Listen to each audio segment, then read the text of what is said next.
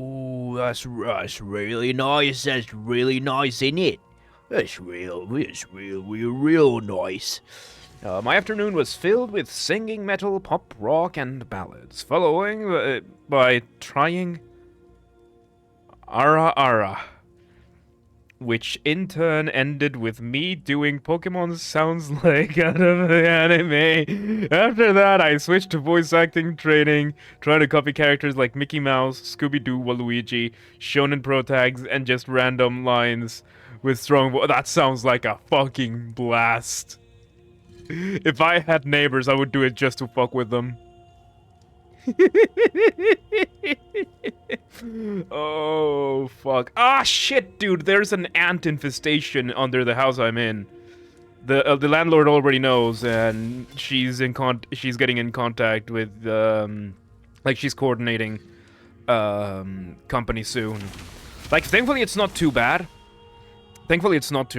So it's just, I've only caught 3 sets of ants so far. But here's the thing, right? It's been weird. Tell me if this has happened before. Shit, let's just kill these. Hang on. Get slapped with the scepter. Get slapped with the scepter. Shit. Okay, we have a full inventory now. Okay, so, before we do anything else, I'm just gonna move over here. So, I found 3 times. I've had 3 incidents with ants so far. First time, the ants were coming out from under my toilet. And in the toilet room. Unlike in America, here in Hungary, I think in Europe in general, it's very common for the toilet to be in a separate room than the bathroom, like the shower and the sink and whatnot. So first time there. Second time was in the bathroom where the shower and my sink is. And I found them behind... Like, they came out of the sink.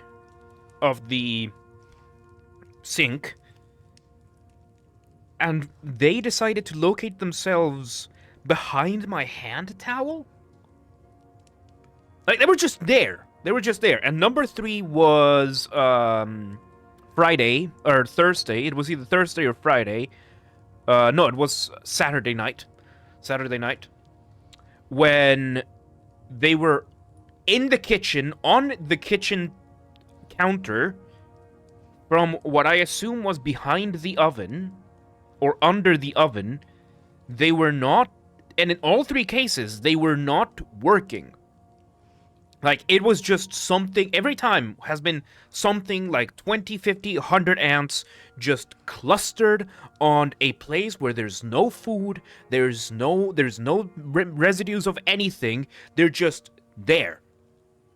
As if, you know, when you see a building and people evacuate, and you just see a bunch of people just gathered there, kind of just standing around and walking around, very much clustered, it was kind of like that.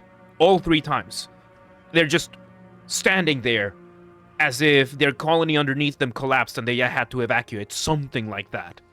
Yeah, it sounds like they went through the pipes, but to me, I fear that there's a big fucking colony under the house. And it's possible that they've had cave-ins, which forces them up. Because every single time... Because when it comes to ants, they are very organized. Ants are a very organized species. So if you see ants working, you see them working. They're gonna be in line, they're gonna have their fucking guards and everything, they're gonna have everything. Could be scouts that lost pheromone trails. It maybe, but the amount of ants that were just there. Like, imagine your kitchen counter where you keep your sealed tight spices. Like, there's nothing that could be on the counter. There's no food. The food is in another room in the pantry or in another section of the kitchen where the ants are not. And you're just seeing on the kitchen counter, this is a space of like 40 centimeters by 60 centimeters, and there's just like 100 ants just hanging out there. They're just there. They're just there. They're not doing anything. And I have never seen a circle of death ants before. I know that that's a magnetic thing. And they were just there. Like, they were not going in circles. They were just hanging out there.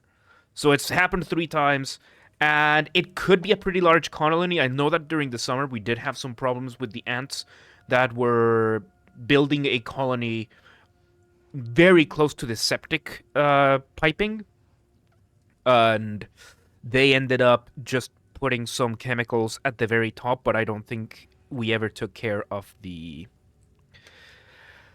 colonies underneath, and I'm pretty sure that now it has expanded to where they have access to the house. Because I would understand if the ants had found, like, I don't know, some grains of rice that fell off, or like some pasta or some shit, and the ants came here and were taking it, so you would see the lines of ants working, but they're just there.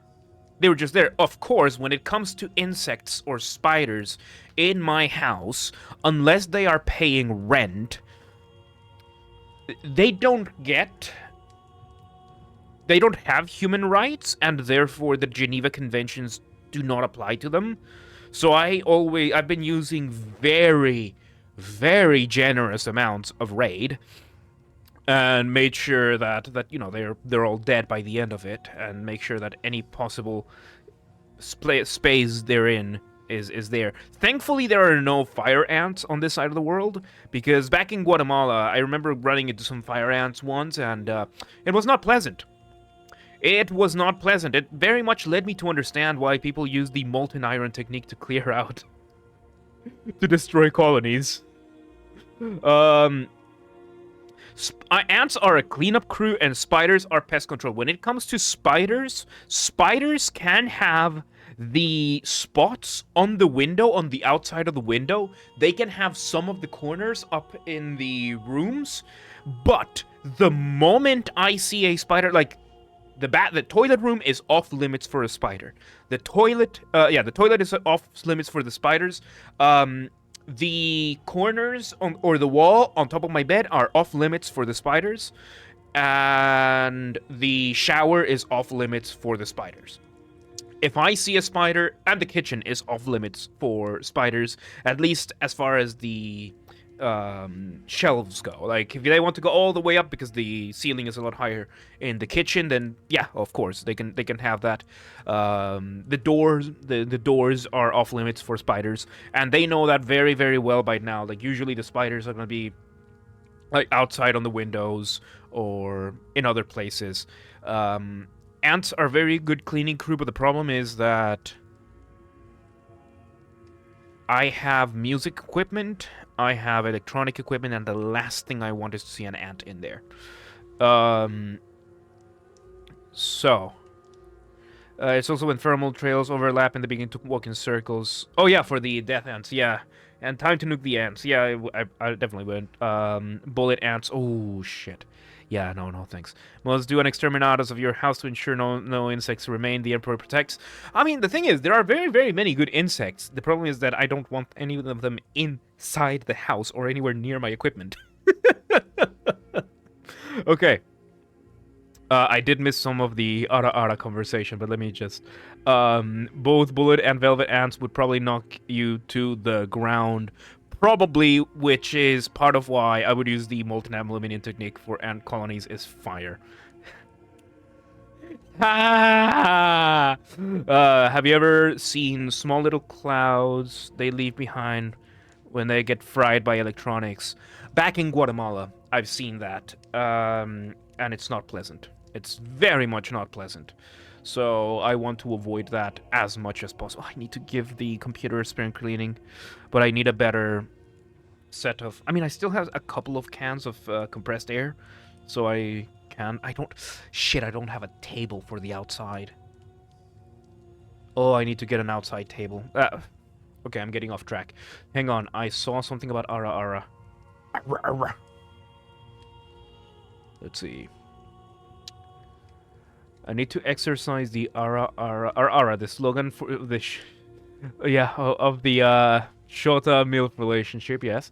I need to exercise the Ara for streams if I ever convince myself to go back to being someone who wants to entertain. Hey, if you do, cool, and if you're not, that's fine. Absolutely not. Because they can also kill the electronic spike shorts. I mean, they have blood, yeah. Put the computer to the dishwasher. I don't have a dishwasher. I don't have a dishwasher anymore. The house I'm in doesn't have one. It has space for where I could install one, but thing is, I need to buy a bed first and foremost. Then I need to buy a mattress for the bed. Then I need to get a new fridge because the fridge I'm using is borrowed and it's from like 1994. Then, or probably earlier, it's probably from the 70s. Then I need a freaking new oven.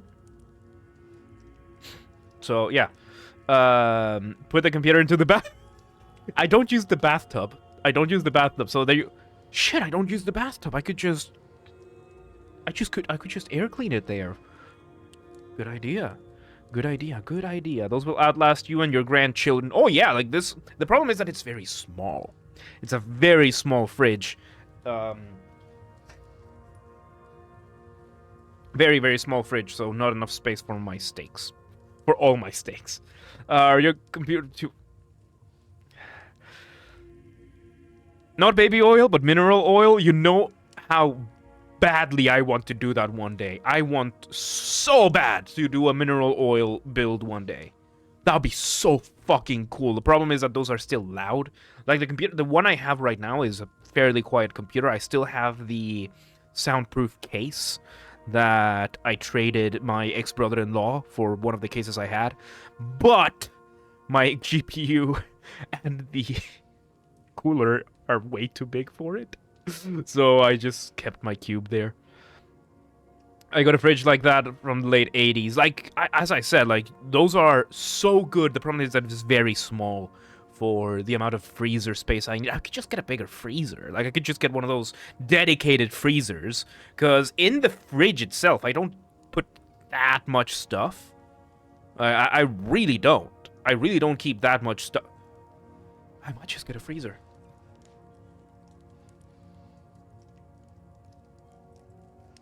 I might just get that extra freezer. Those are a lot cheaper. Shit. I might just do that. Because the problem is not fridge space, the problem is freezer space. I'm gonna check MediaMarkt tomorrow. Shit.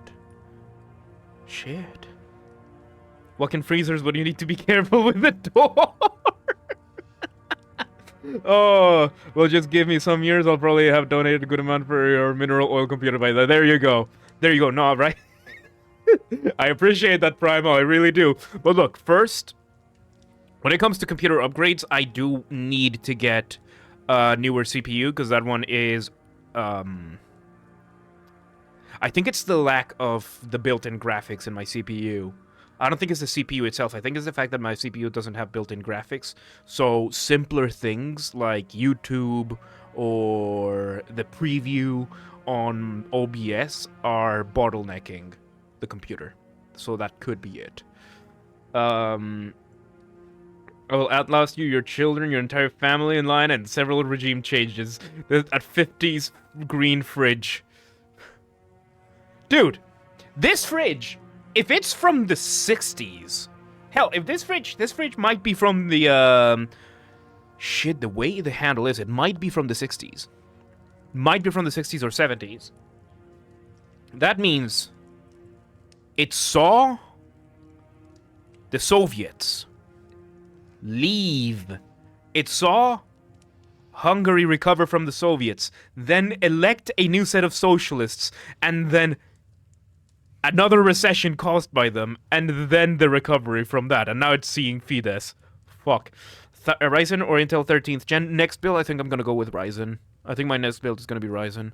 I don't like the direction that Intel has been heading for the past few generations. And... yeah. I don't need a fridge or freezer. I stay alive by bad instant food.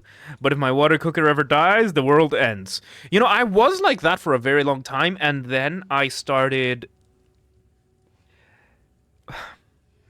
okay. It's not the healthiest, and I am very well aware of, but I'm still losing weight with this. So what I've been doing is that I've been buying pasta by the kilogram, and I've been specifically spaghetti. Specifically spaghetti because it's easier to wait and to just transfer around. So what I've been doing is my meal plan is basically me cooking half a kilogram, 1 kilogram of spaghetti on Sunday. And then I started buying these little packs of powdered sauce base. And it's either going to be carbonara or four cheese. Like one of these creamy sauces that are, add water, mix, and just put on the pan. So what I do is I add some milk, Greek yogurt, and extra cheese to them. And I just mix. It gives me, for the pasta, for 2 days. The spaghetti lasts me 1 or 2 weeks. And I just eat that. Like, I make 2 meals at a time. I make pasta for 2 days. And I get to eat lunch for 2 days. Very, very nice pasta.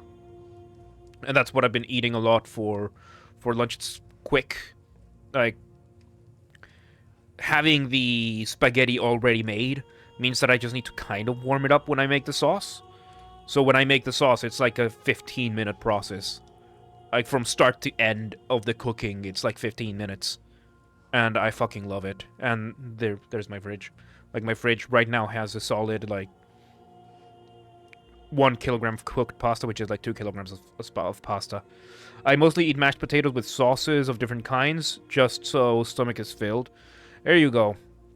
But the reason why I am doing this is because, one, it gives me a little bit more of protein, because then I can have steaks for dinner or whatever.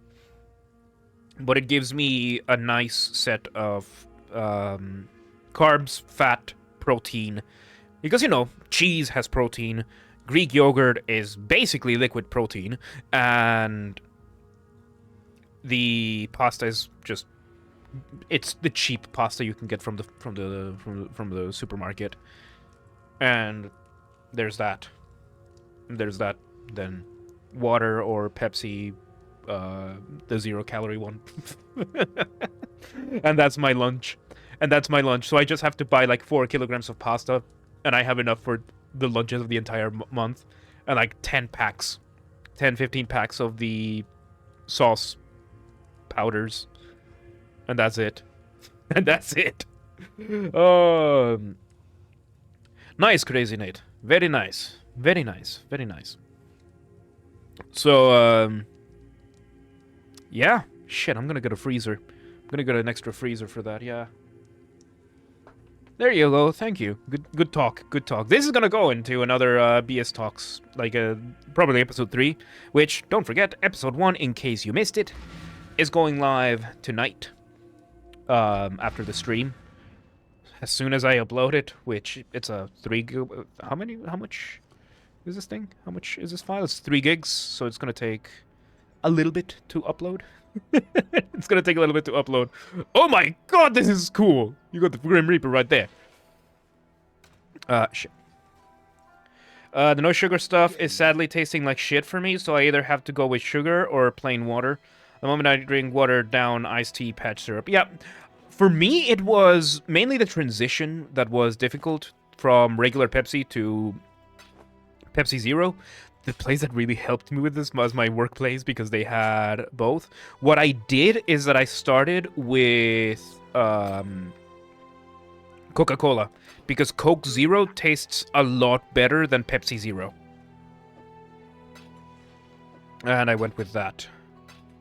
Oh, wow. We're getting so many orbs of alteration. Nice. Okay, orb of scouring. We don't have an orb of scouring prior to this. Let's just put it here. The vampire set skin is awesome. PoE. In Path of Exile, yes. Makes your footsteps radiate of blood too. Nice. Yeah, like, that's one of the things about the microtransaction shop, that I know that a lot of them are mainly... It's either going to be more inventory space in the stash, which I can fully understand why that would be, or it's a lot of just cosmetics. Are the cosmetics account-bound or character-bound? Because these prices are not bad. It's what? $5 is 50 points. Oh, Jesus. $5 is 50 points. So this is $15 for... Aura variations. That's okay. These are pricey. These are pricey. Character bound by my reckoning. Holy shit, that's a lot of money. I mean, makes sense that this company would have to make money, but 1350 for a weapon effect for one character? That's a lot. That's a lot. Stash tabs. Stash tabs are $4. That's a lot more understandable. Premium quad stash tab. So these are mainly utility. I tried it with orange and citrus lemonade to reduce sugar, and then switched to flavored water for a while. But sadly, after a year, I began to dislike the taste. I do try to keep it mixed between water and Pepsi.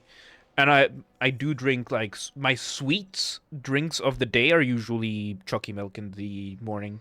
Yeah, then there's bundles, mannequin decoration bundles, gift wrapping paper. Okay. Demonic necromancer, scientist of chaos. So these are, man, these are pricey. These are pricey. 200 points is $20. And this is a $30 necromancer bundle, $46.50. Oh, that's expensive. That's expensive. I mean, it goes to show that people... $91 for an armor set? At a discounted price. That's a lot of money. That's a lot of money. No wonder, like, they just call it a microtransaction shop. These are not microtransactions. This should be just the shop. The cash shop. Because these things are expensive. $6 for a veil? Man, these are expensive. I kind of want banana milkshake mixed with hot chocolate now. Ooh, that sounds nice. The holidays bombed me with unhealthy food, so now I'm paying for and recovering for it. Yeah. Yeah, these are macro transactions. Holy shit, like these are full price for games. I do appreciate, at least, that the points are basically just same as the currency. Mike the Lad, welcome to today, my dude. How you doing? By the way, everybody, do not forget that we got our first set of sub-only emotes, of a sub-exclusive emotes. Mainly, they're mainly themed up to the Jam and Shred, but there you go. There you go, we have them, and they are around now. We got 220 quid emote on Final Fantasy XIV. Okay. It's expensive. That's expensive. $100 for the Shekel Immortal Supporter. And it comes with all this cool shit. That's fucking pricey. Buy it in Brazilian pesos, it's cheaper. There you go. And it's not Brazilian pesos, it's Brazilian real. Brazilian real. I wish I could subscribe, but with PayPal I can't. There's always Wise. Or, wait, no. Doesn't PayPal have a debit card that you can get? Or is it just credit card? Can't figure in though. That fuck. You could have started with that. You didn't pay 220 quid for an emote. You paid 220 quid for a figurine. Seen Palworld. I have not. I don't know what that is. Yeah. So it's not a dumb question. I just don't know what that is. Ah.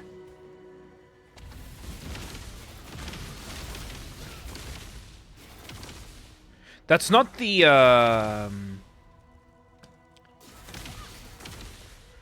Is that... I was gonna ask. That's... Okay.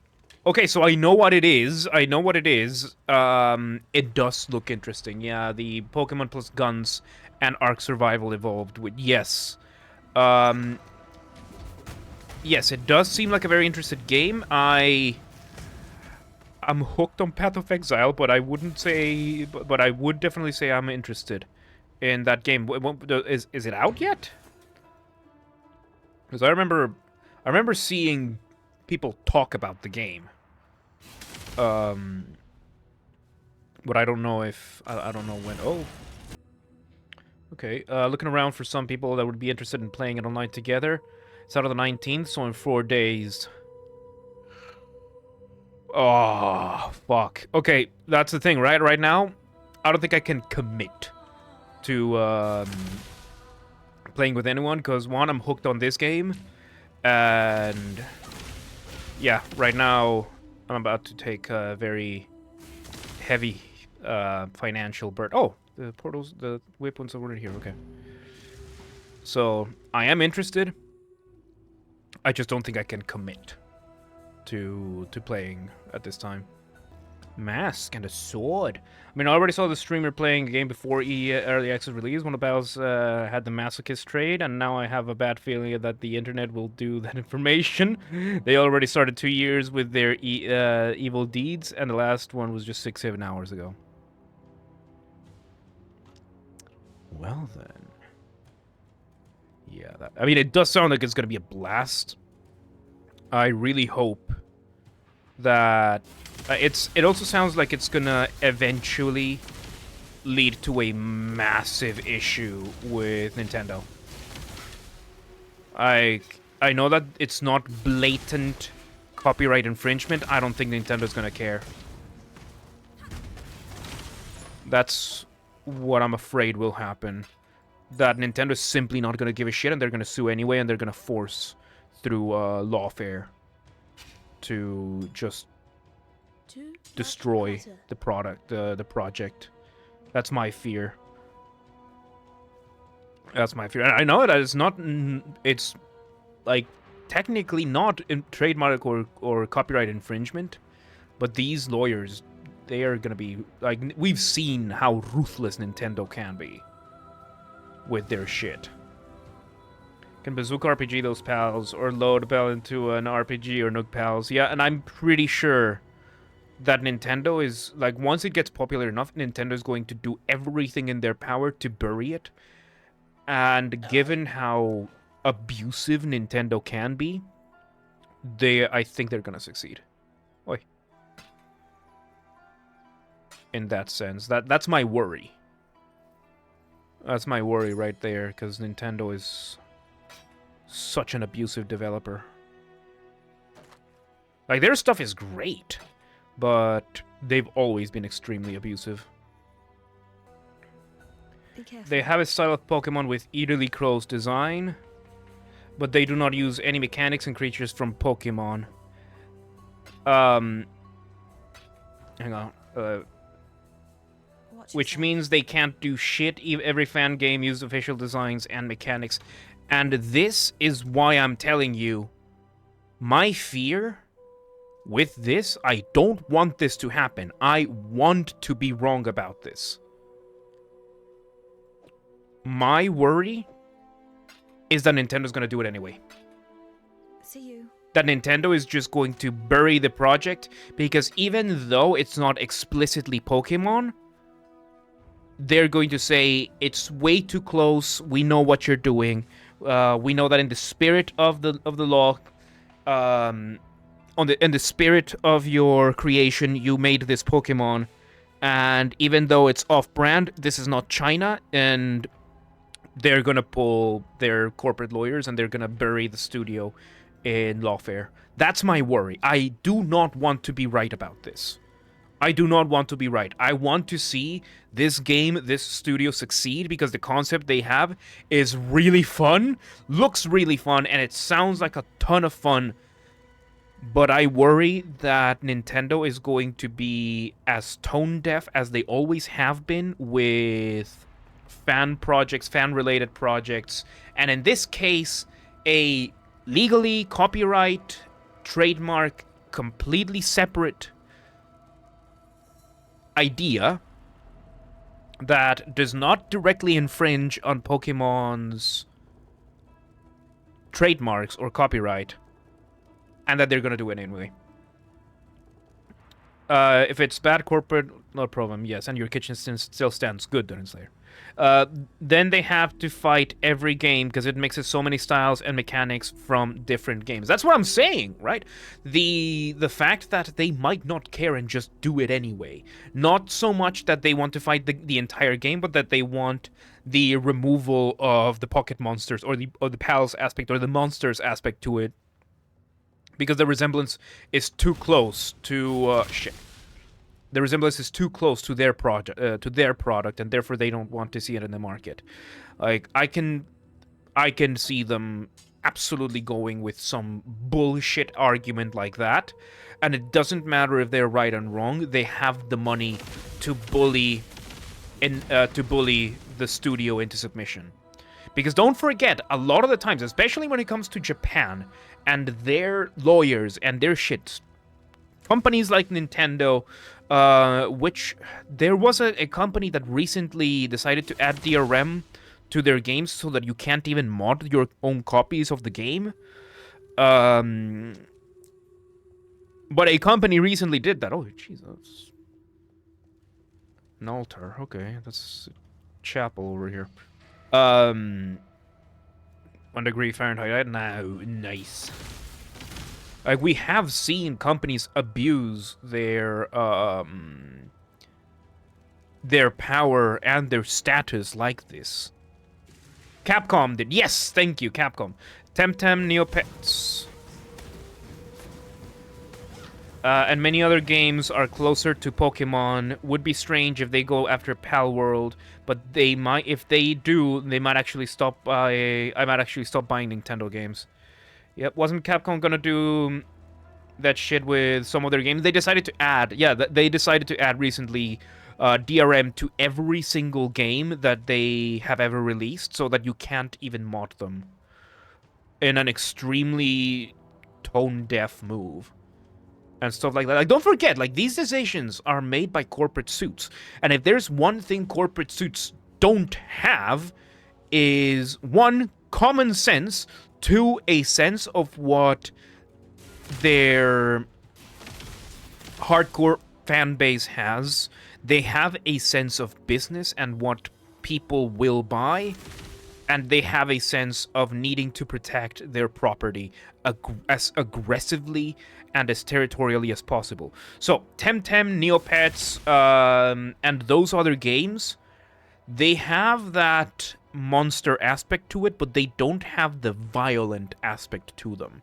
They're not as violent in the depiction. They don't have as heavy depiction of violence as these do, which ironically, I find super ironic given how Pocket Monsters manga is, you know, how it is, and how fucking metal and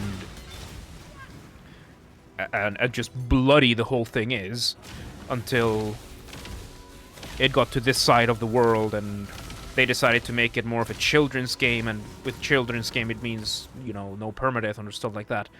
But yeah, there's no common sense in the corporate world. I know, because I work for a company that is turning into a corporation, and we are slowly seeing the common sense leaving the bodies of our middle management. Like, without giving any details, we have offices all over the world now. Like, we seriously do. We have offices all over the place. And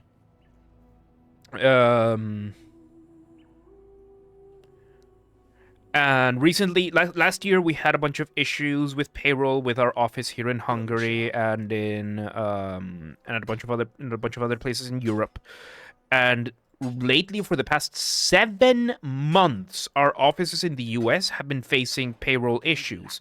And these payroll issues aren't like, oh, your taxes were filed wrong. It's half my salary is missing this month. I was only paid a quarter of my salary. Stuff like that. Like, really serious payroll issues. And people are worried because, you know, it's one thing if my payroll gets messed up here in Hungary, because if they miss any money on my payroll, by law, they have to pay me with interest. They have to pay me with interest for every day that they miss. In the US, they don't have that kind of protection. But the response that we saw on the whole, like the Slack, we understand that, I'm going to paraphrase, but it was basically, we understand that you are upset about the payroll issues. We have contacted the vendor and are waiting for their response. Mind you, this is 7 months after the issues started. And we are happy to announce that we are bringing in a mandatory come to the office 3 times a week. So far, globally, we had been doing work from home. Going to the office is completely optional. And their response to, I am not getting paid, was, fuck you, come to the office.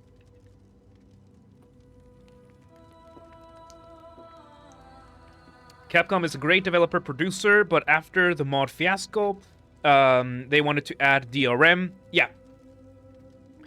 Yes, so the mod fiasco they had was that there was a Street Fighter, I think it's Street Fighter, tournament in which it was televised and everything, and they decided to play on one of the computers. I don't know if it was one of the competitors' computers or something like that, and one of these players had a nude Chun-Li mod, and it just got televised to everyone because the guy forgot to turn off his mods.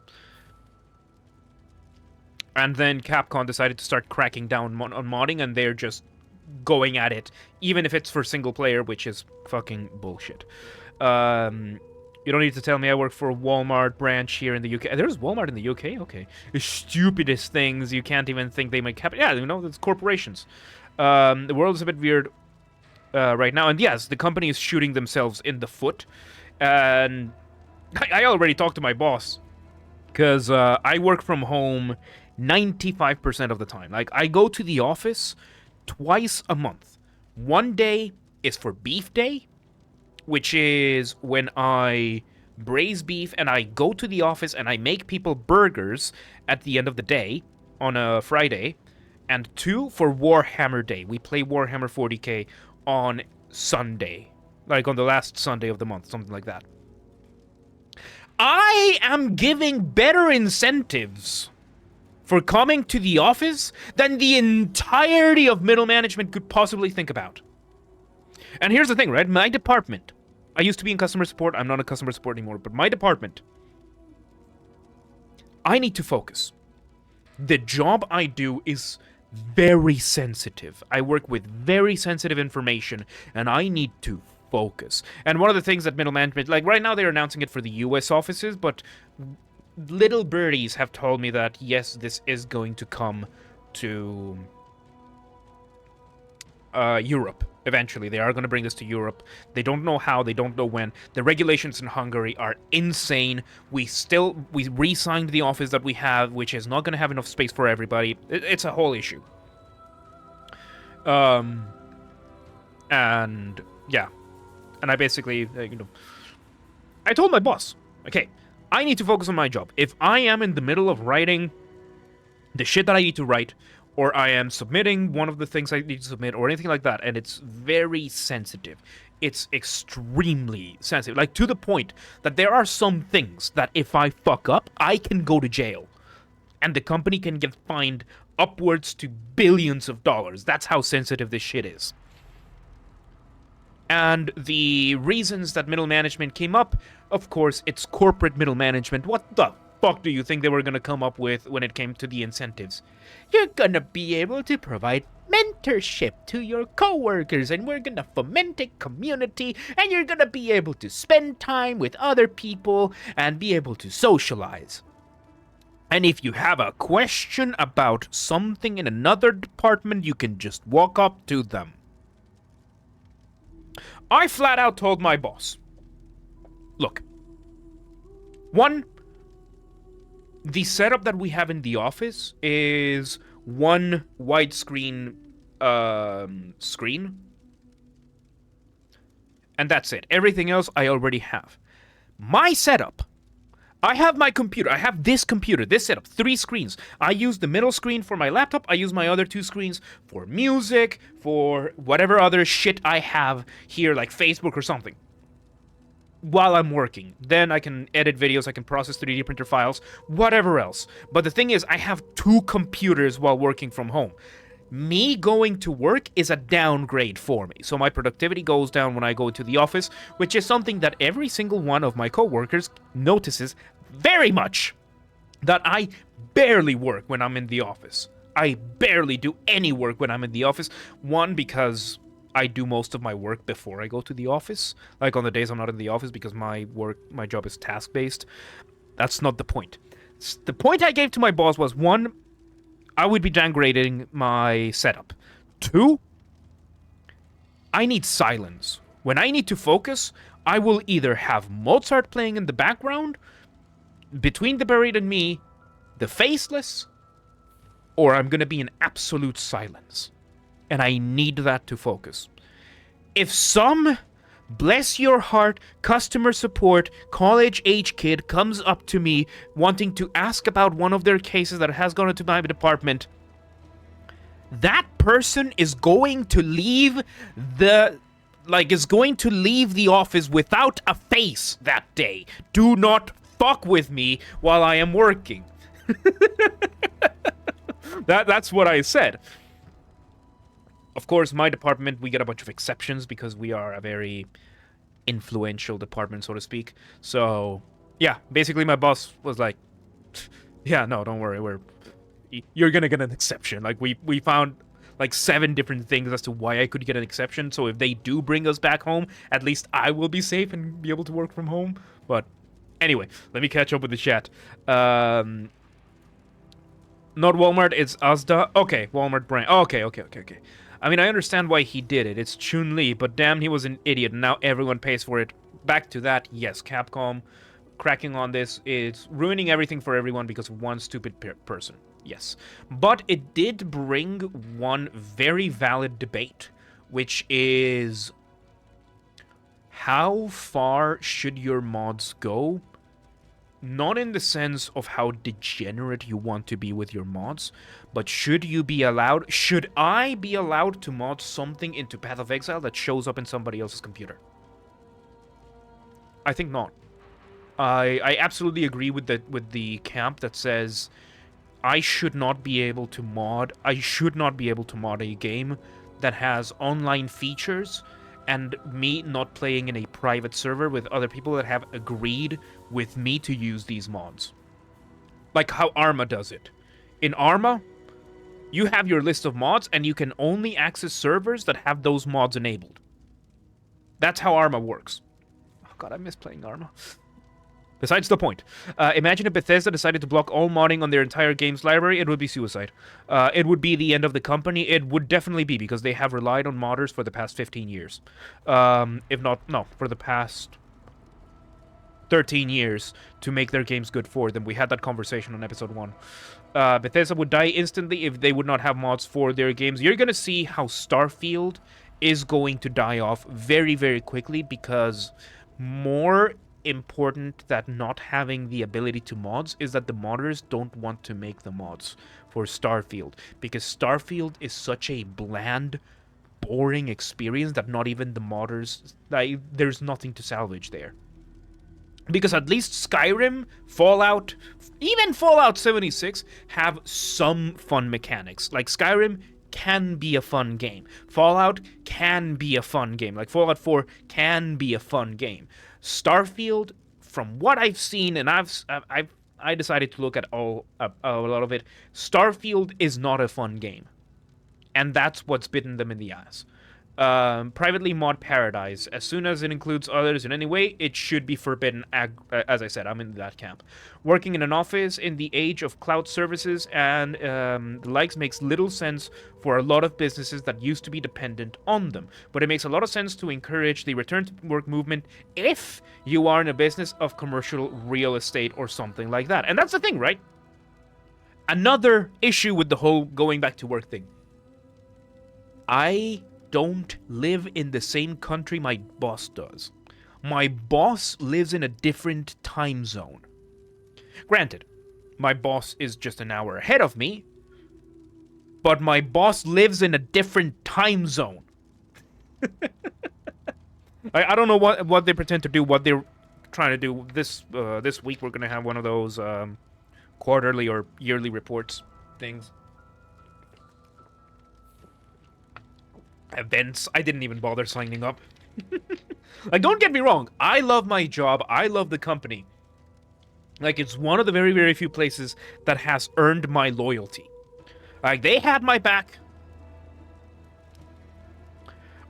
Phrasing. while I was injured. They had my back when I was going through the divorce. They've had my back when it comes to immigration. They've been absolute angels in that sense. So in that sense, they have earned my loyalty, but I absolutely think that they need to clean up house, and I'm pretty sure there are a lot of companies that are going through that right now. Back to modding. Yes, I think we are all... you can love something, but still find things icky. Yeah, like, it's because I love this workplace that I'm not just jumping ship and going somewhere else. I want to see things cleaned up. Personally, hate cities in terms of living in one or commuting to one, and don't care if the real estate tycoons go broke.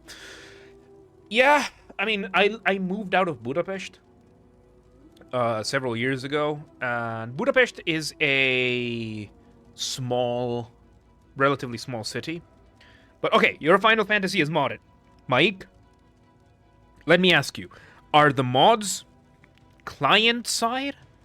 So only you see them? Are the mods aesthetic? Are the mods cheats? Are the mods something that other players would be able to see from their end? Those are my 4 questions. Because the reason why I'm opposed, outfits and client side, there you go. That is 100% I'm fine with. That I am 100%, and that's a fine line to tread. But if it's something that is just going to display client side because you want, you know, I don't know, you want an extra dress from a dress that is not available in the store or something like that from your character, that's perfectly fine. I am perfectly fine with that kind of stuff. So if you're going to do something, it's client side. That I am 100% in favor of. I am not in favor of people who use cheat engines in online games, on people that have... like, one of the things that really, really weirded me out was seeing in Monster Hunter World people that have costumes that show up on my screen. I did not consent to this person downloading a visual to my screen. I did not consent to that. That's a fucking vulnerability.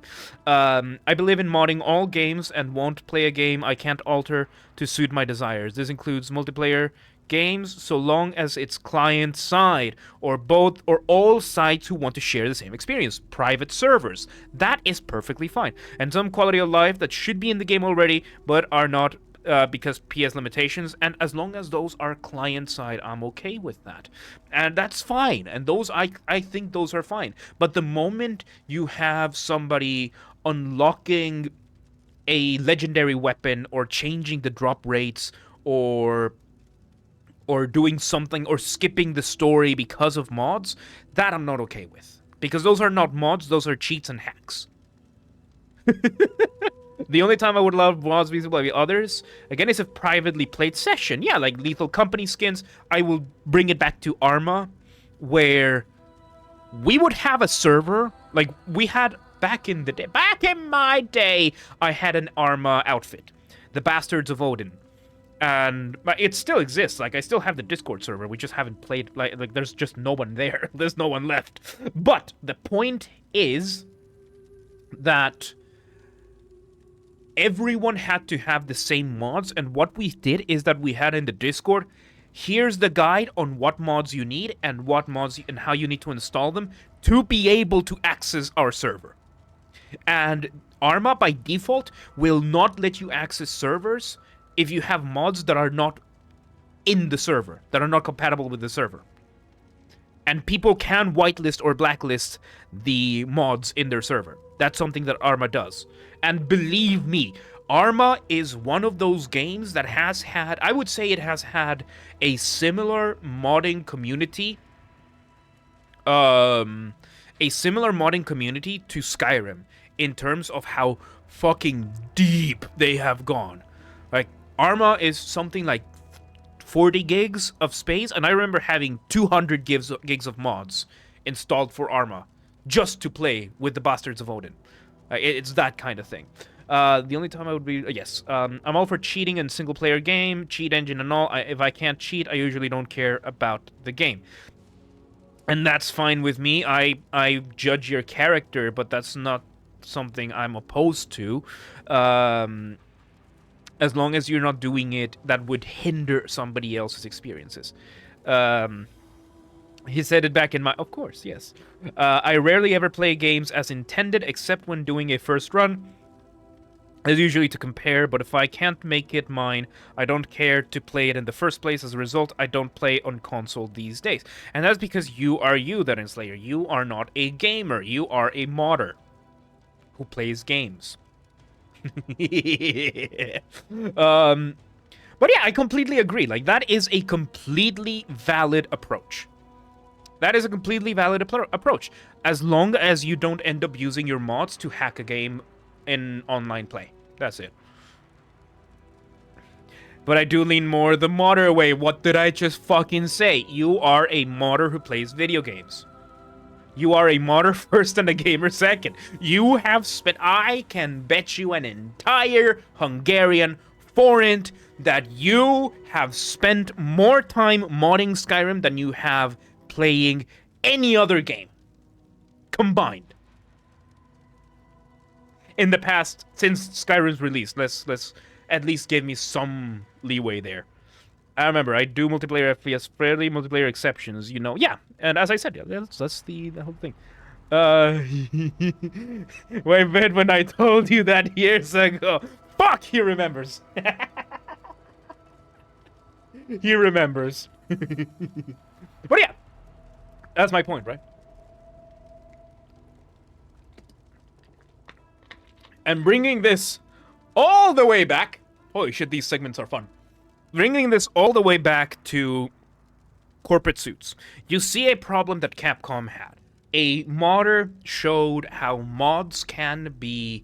how the freedom of modding can look displeasing to the corporate eye. And therefore, they will completely go scorched earth.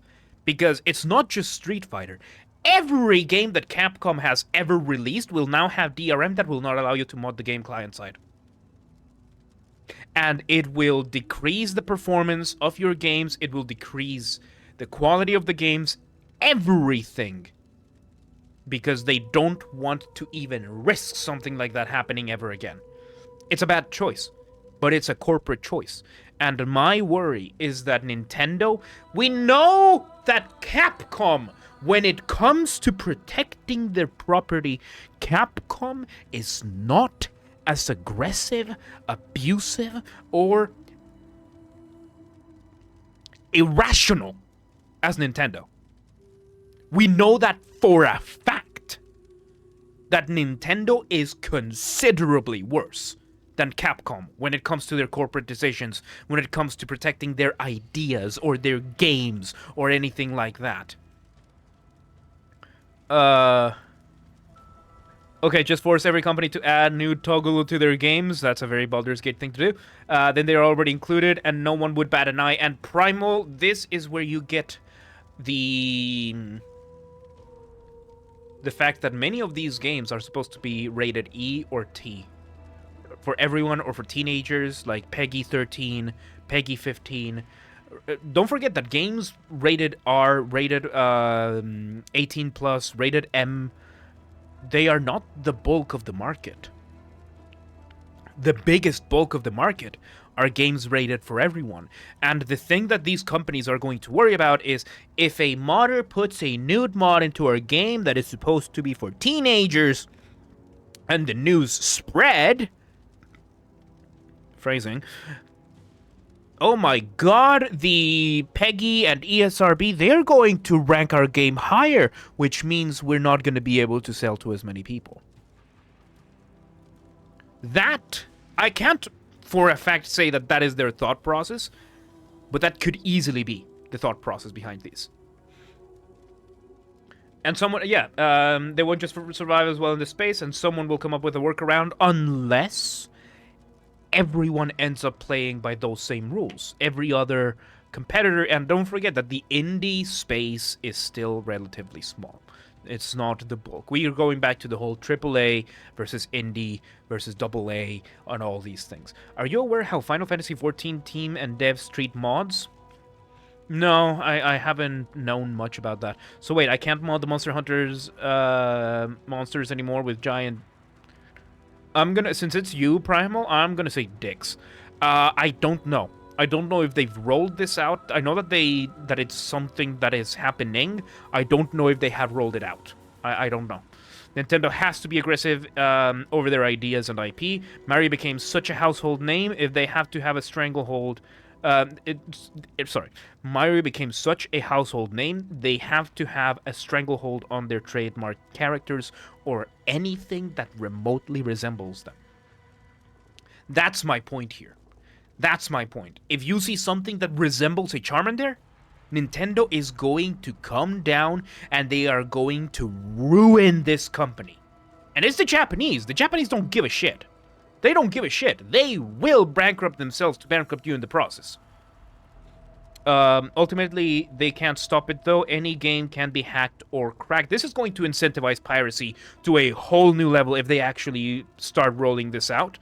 Because one of the things that pirates do is remove DRM. And if now removing DRM means that the game actually runs well,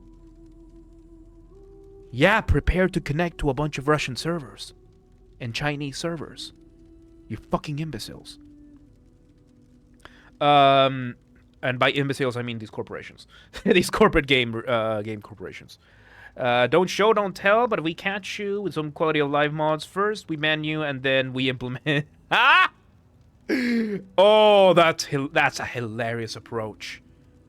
That is a hilariously awful approach. That alone has... I was already like, oh shit, I know that if I get into Final Fantasy, I'm gonna get addicted. I don't want to touch Final Fantasy 14.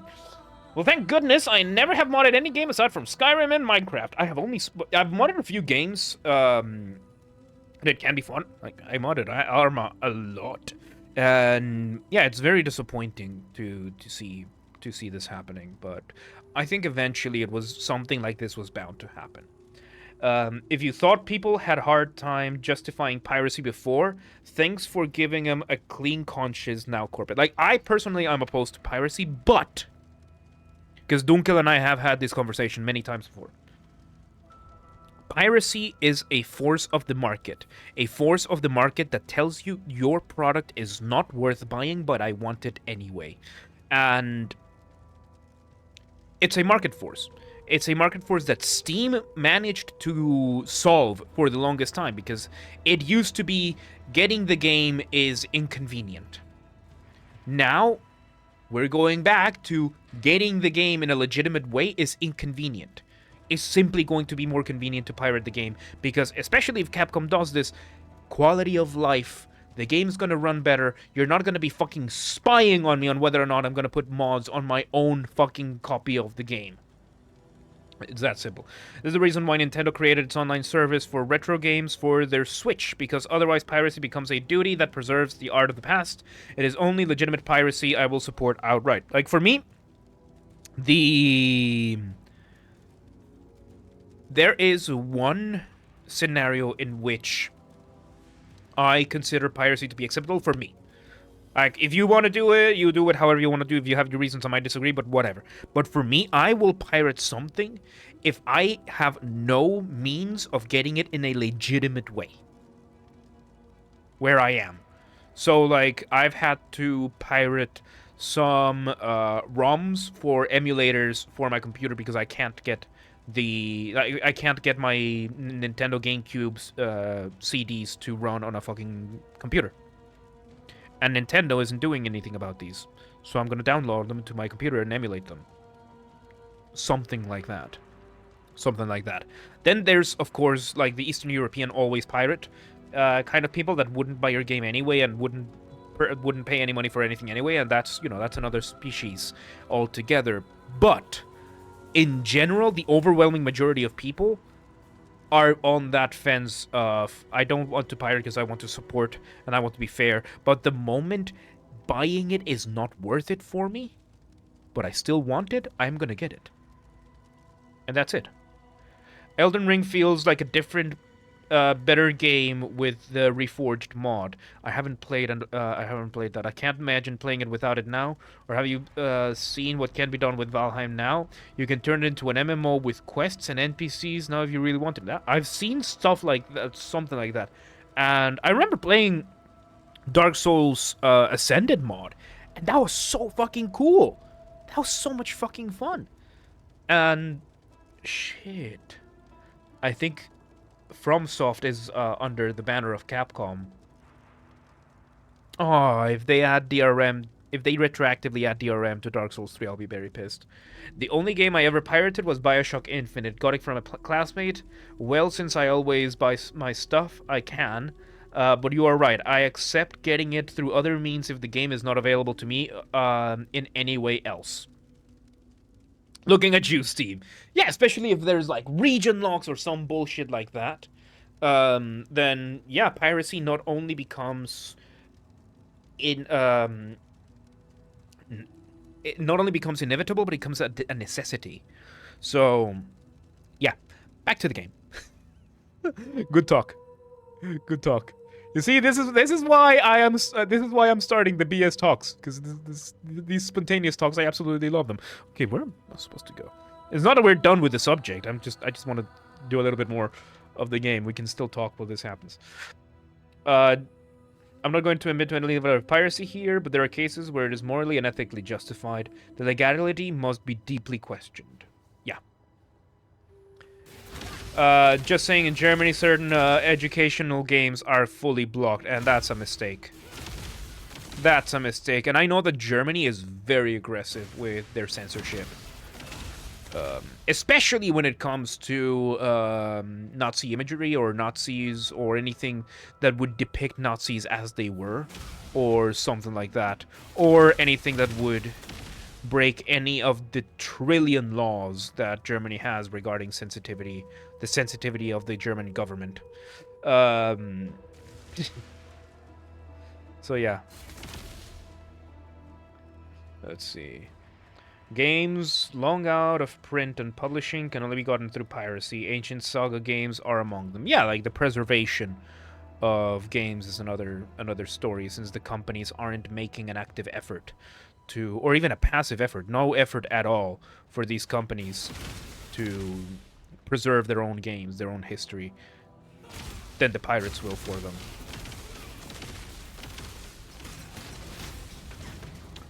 Oh, wait. How many old games are emulated now, though illegally, and no one cares because you literally can't get the game any other way? Exactly. And that would be the caveat that I have, that it's only I would only consider it piracy if you are actively avoiding paying for the game through a legitimate market that exists. And right now, the only markets that exist for legacy games, like anything before 2000,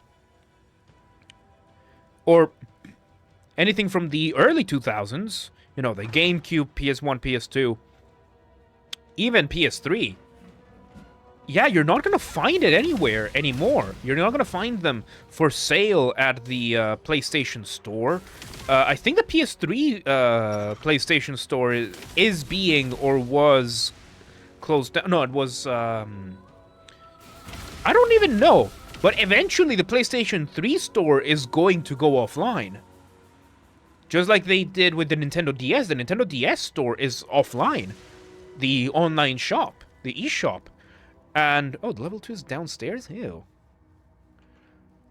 I remember getting a notification for that from when I was playing with my Nintendo 3DS that, hey, the eShop for the DS is going offline. Download all your games because after this date, there's no gonna be a server for you to download these games from. Good fucking luck.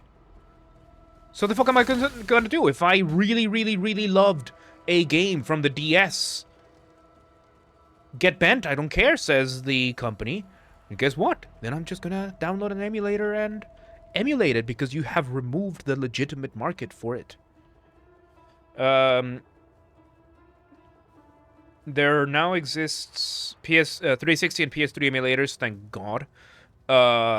Shit, I might just download one to play Metal Gear. Yeah. PSV also went offline some years back. I cried because I was still playing PSVP back in 2010.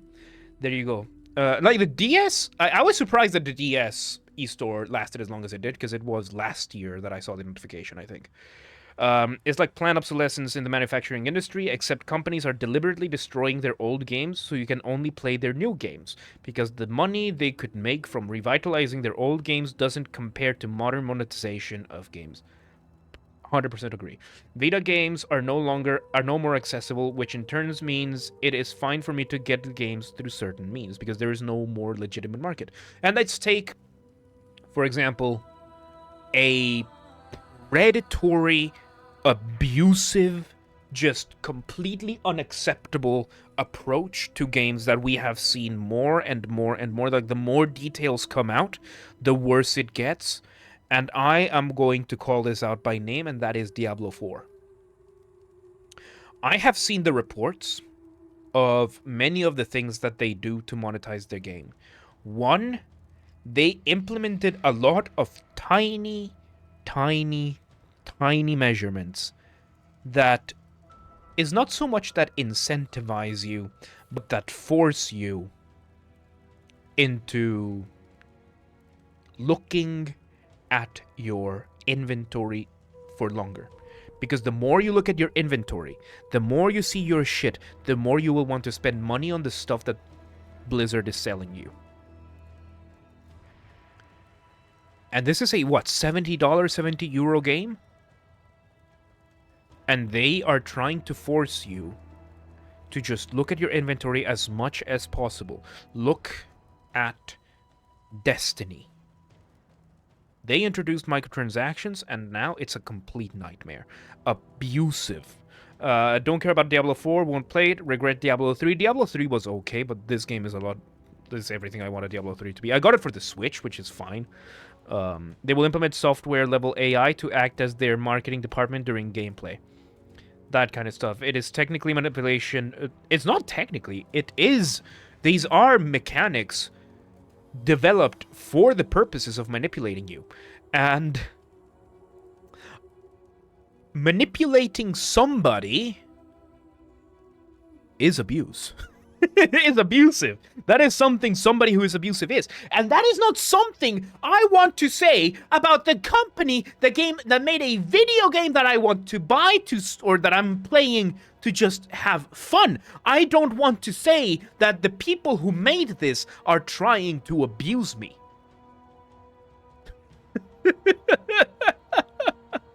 The story of Diablo turned to shit the moment Tyrell was made human and died when Descartes Kane was killed by a butterfly. Holy shit, I don't even know. Like, I don't even know the lore of Diablo much. I don't want to know it. I know that Diablo 2 was brilliant, a brilliant game, but at this point, I'm not going to play it. Because I am not going to give money to Blizzard. I simply won't. Look at Call of Duty.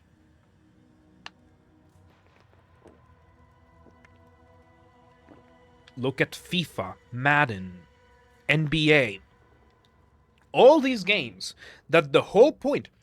Like, I remember FIFA and their Ultimate Team, and how at first everyone was super confused at what the fuck that was. Like, what's the fucking point? I already have the teams. And then they just started putting the whole gambling aspect to it. And it just became a hellscape. It became a hellscape. I partially blame Valve for this with Counter-Strike and Dota. And League of Legends. For bringing these, mainly Counter-Strike, CSGO. I mainly fault that as one of the causes with the loot boxes. That's what started a lot of this a long time ago. And I understand that games need to make money. I understand that perfectly well, and Counter-Strike did it in a completely acceptable way, which is you only get cosmetics. It still opened the door to the hellscape we're in now. Predatory manipulation. Loot boxes was and is illegal gambling marketed to children. Yep. My nephew got into some real hot water because he spent so much money on Fortnite. His grandmother's credit card, a 2.5k bill. Yeah. I feel like we can compare it to older tactics like cutting a single frame into a movie or series that contain advertisements, stuff like that.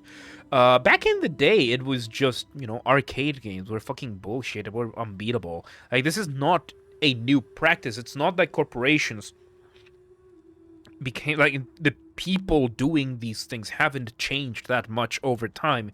Just the technological means to do it have. And that's it. Here's the video for this. Hey, hang on. Let me open this in a new tab. What do we got here? Hacking in competitive... Competitive Pokemon is paid to win if you don't cheat.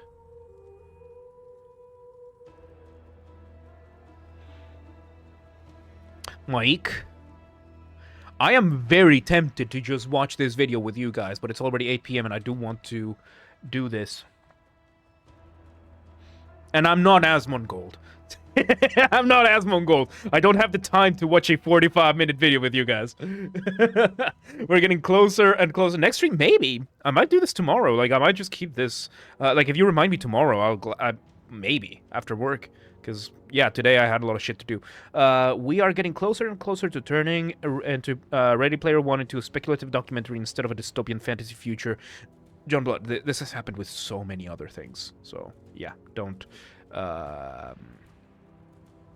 this has happened with a lot of other books and everything.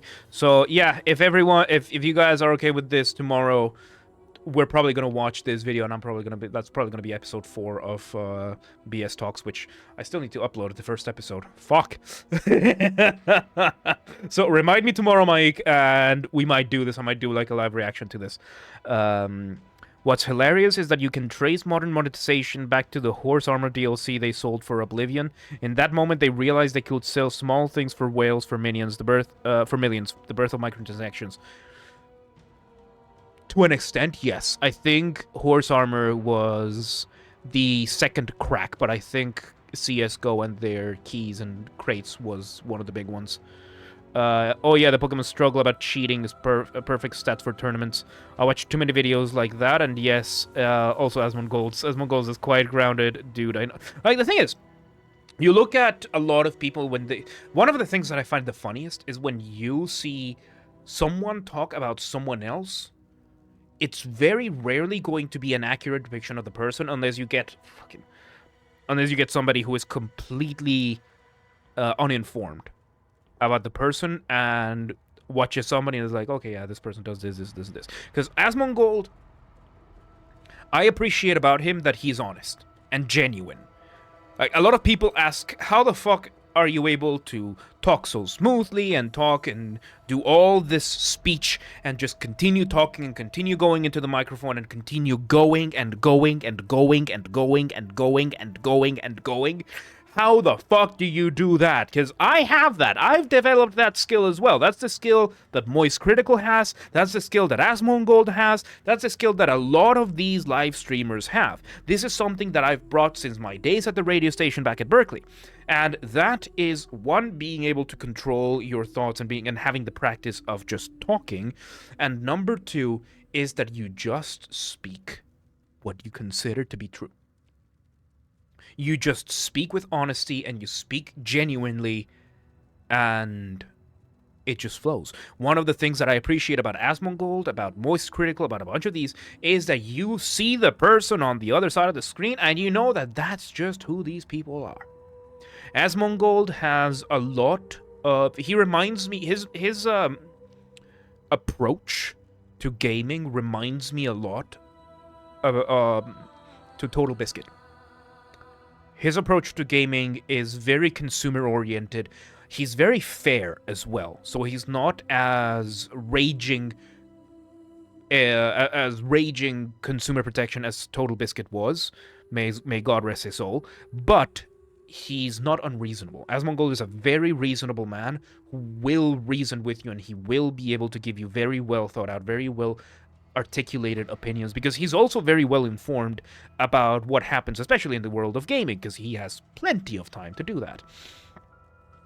And when it comes to that, then he has the practice, he has the skill, where he just needs to talk into the microphone, and the words will just flow because the ideas will just flow because it is genuinely what he believes. One of the things that many people struggle, like I see on TikTok and on Instagram and YouTube, where you see people that do a script, is somebody who wants to think very carefully about every single thing that they want to do to formulate things properly and everything, and that's fine. That's a completely valid strategy to properly formulate what you want to say, and not everybody is going to have the same diction and articulation to be able to just speak into the microphone for an hour and a half, almost non-stop, and just be able to elaborate on ideas. Like, a lot of people are going to struggle with that and will need several takes and stuff like that. Different skill sets for different things, right? Asmongold has a good combination, a good balance between being able to formulate his opinion. I don't think he formulates them on the spot. I think a lot of these are just opinions that he already holds, that he's already thought through. So when the issue arises, he's already made up his mind, probably months, if not years ago, about the situation, about the condition, about the issue, about the tweet, about the YouTube video. He already has some preconceptions, and he's willing to have that genuine conversation. He's very transparent in that sense, from what I've seen. Like, he will just tell you shit as is. So there you go. And yes, I did compare myself to Asmongold and to Moist Critical. Fuck you. Let's see. We do need to do a podcast, do BS Talk stream, get some guests on, and just shoot the shit. Maybe. For now, right now, it's just what happens to happen during the Path of Exile streams, but maybe. We'll see how it goes. Not just that Primal, but some old mons you may need for tournaments. You can't obtain legit unless you don't own all the games and other things that you need to transfer some from said games. That's ugh.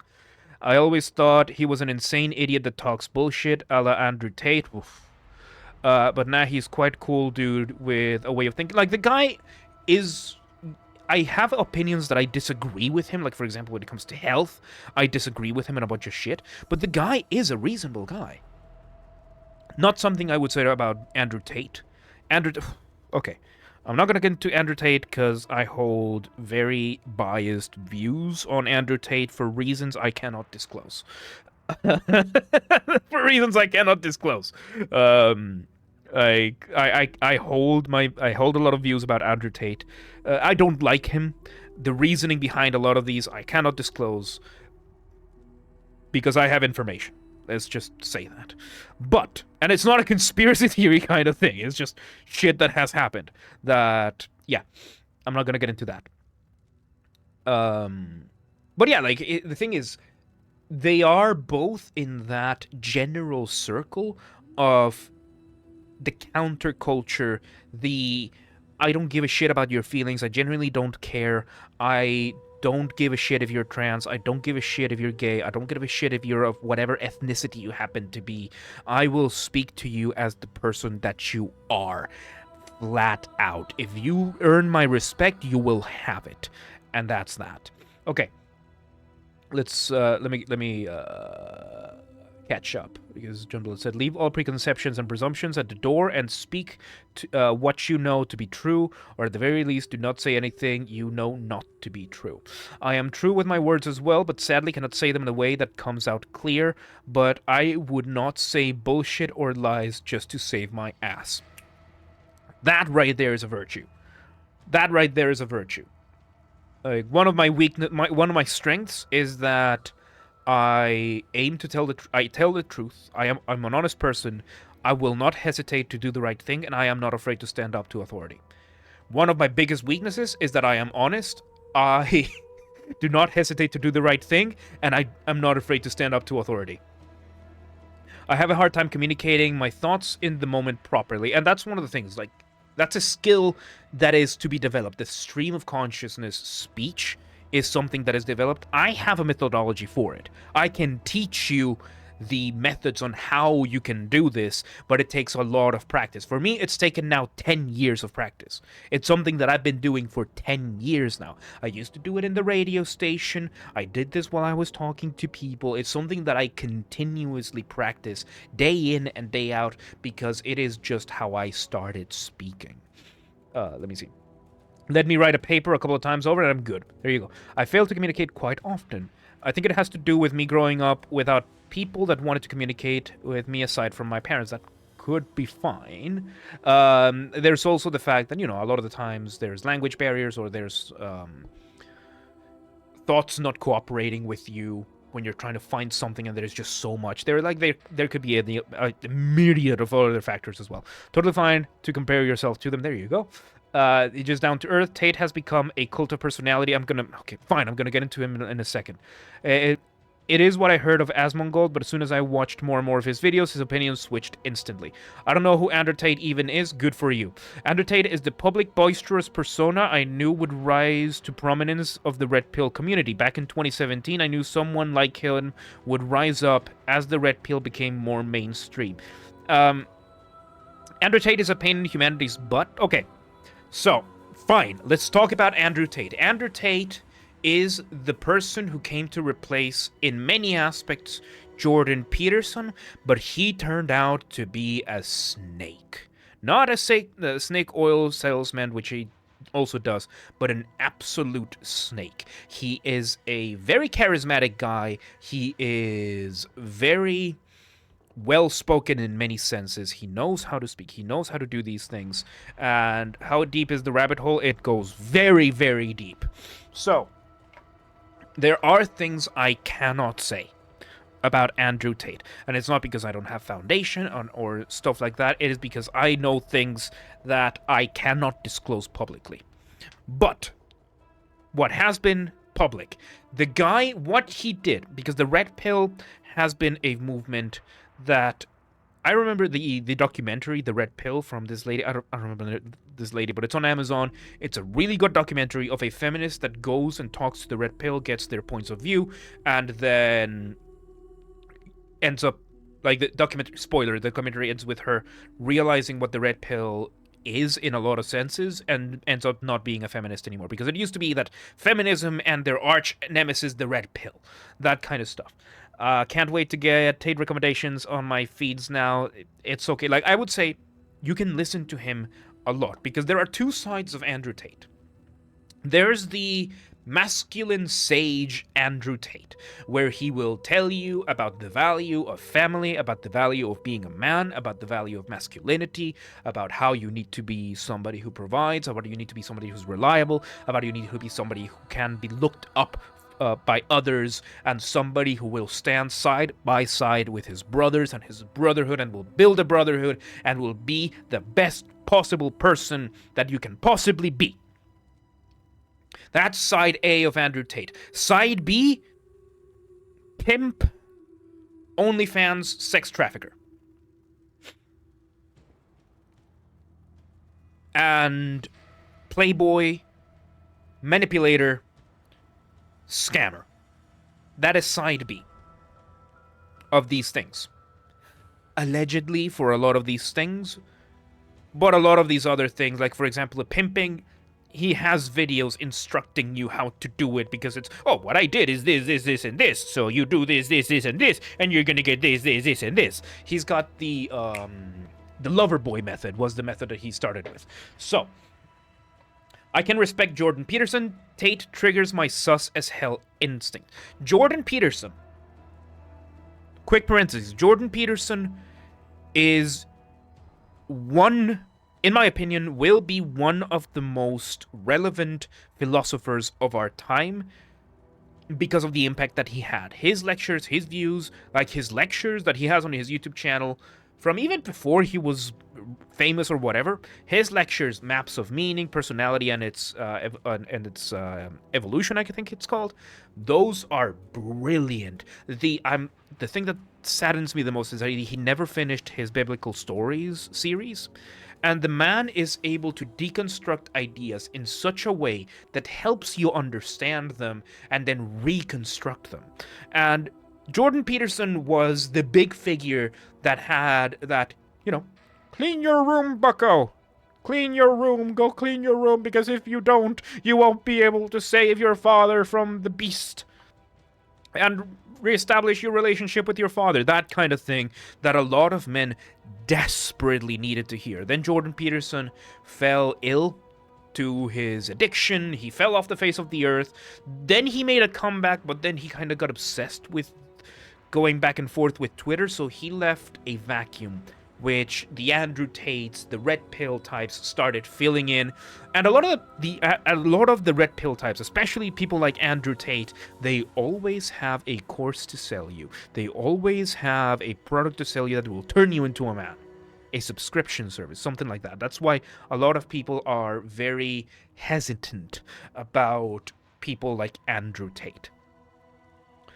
Let's see. He exploits the market of the purposeless felt by young men, this same market that created what now is Jordan Peterson.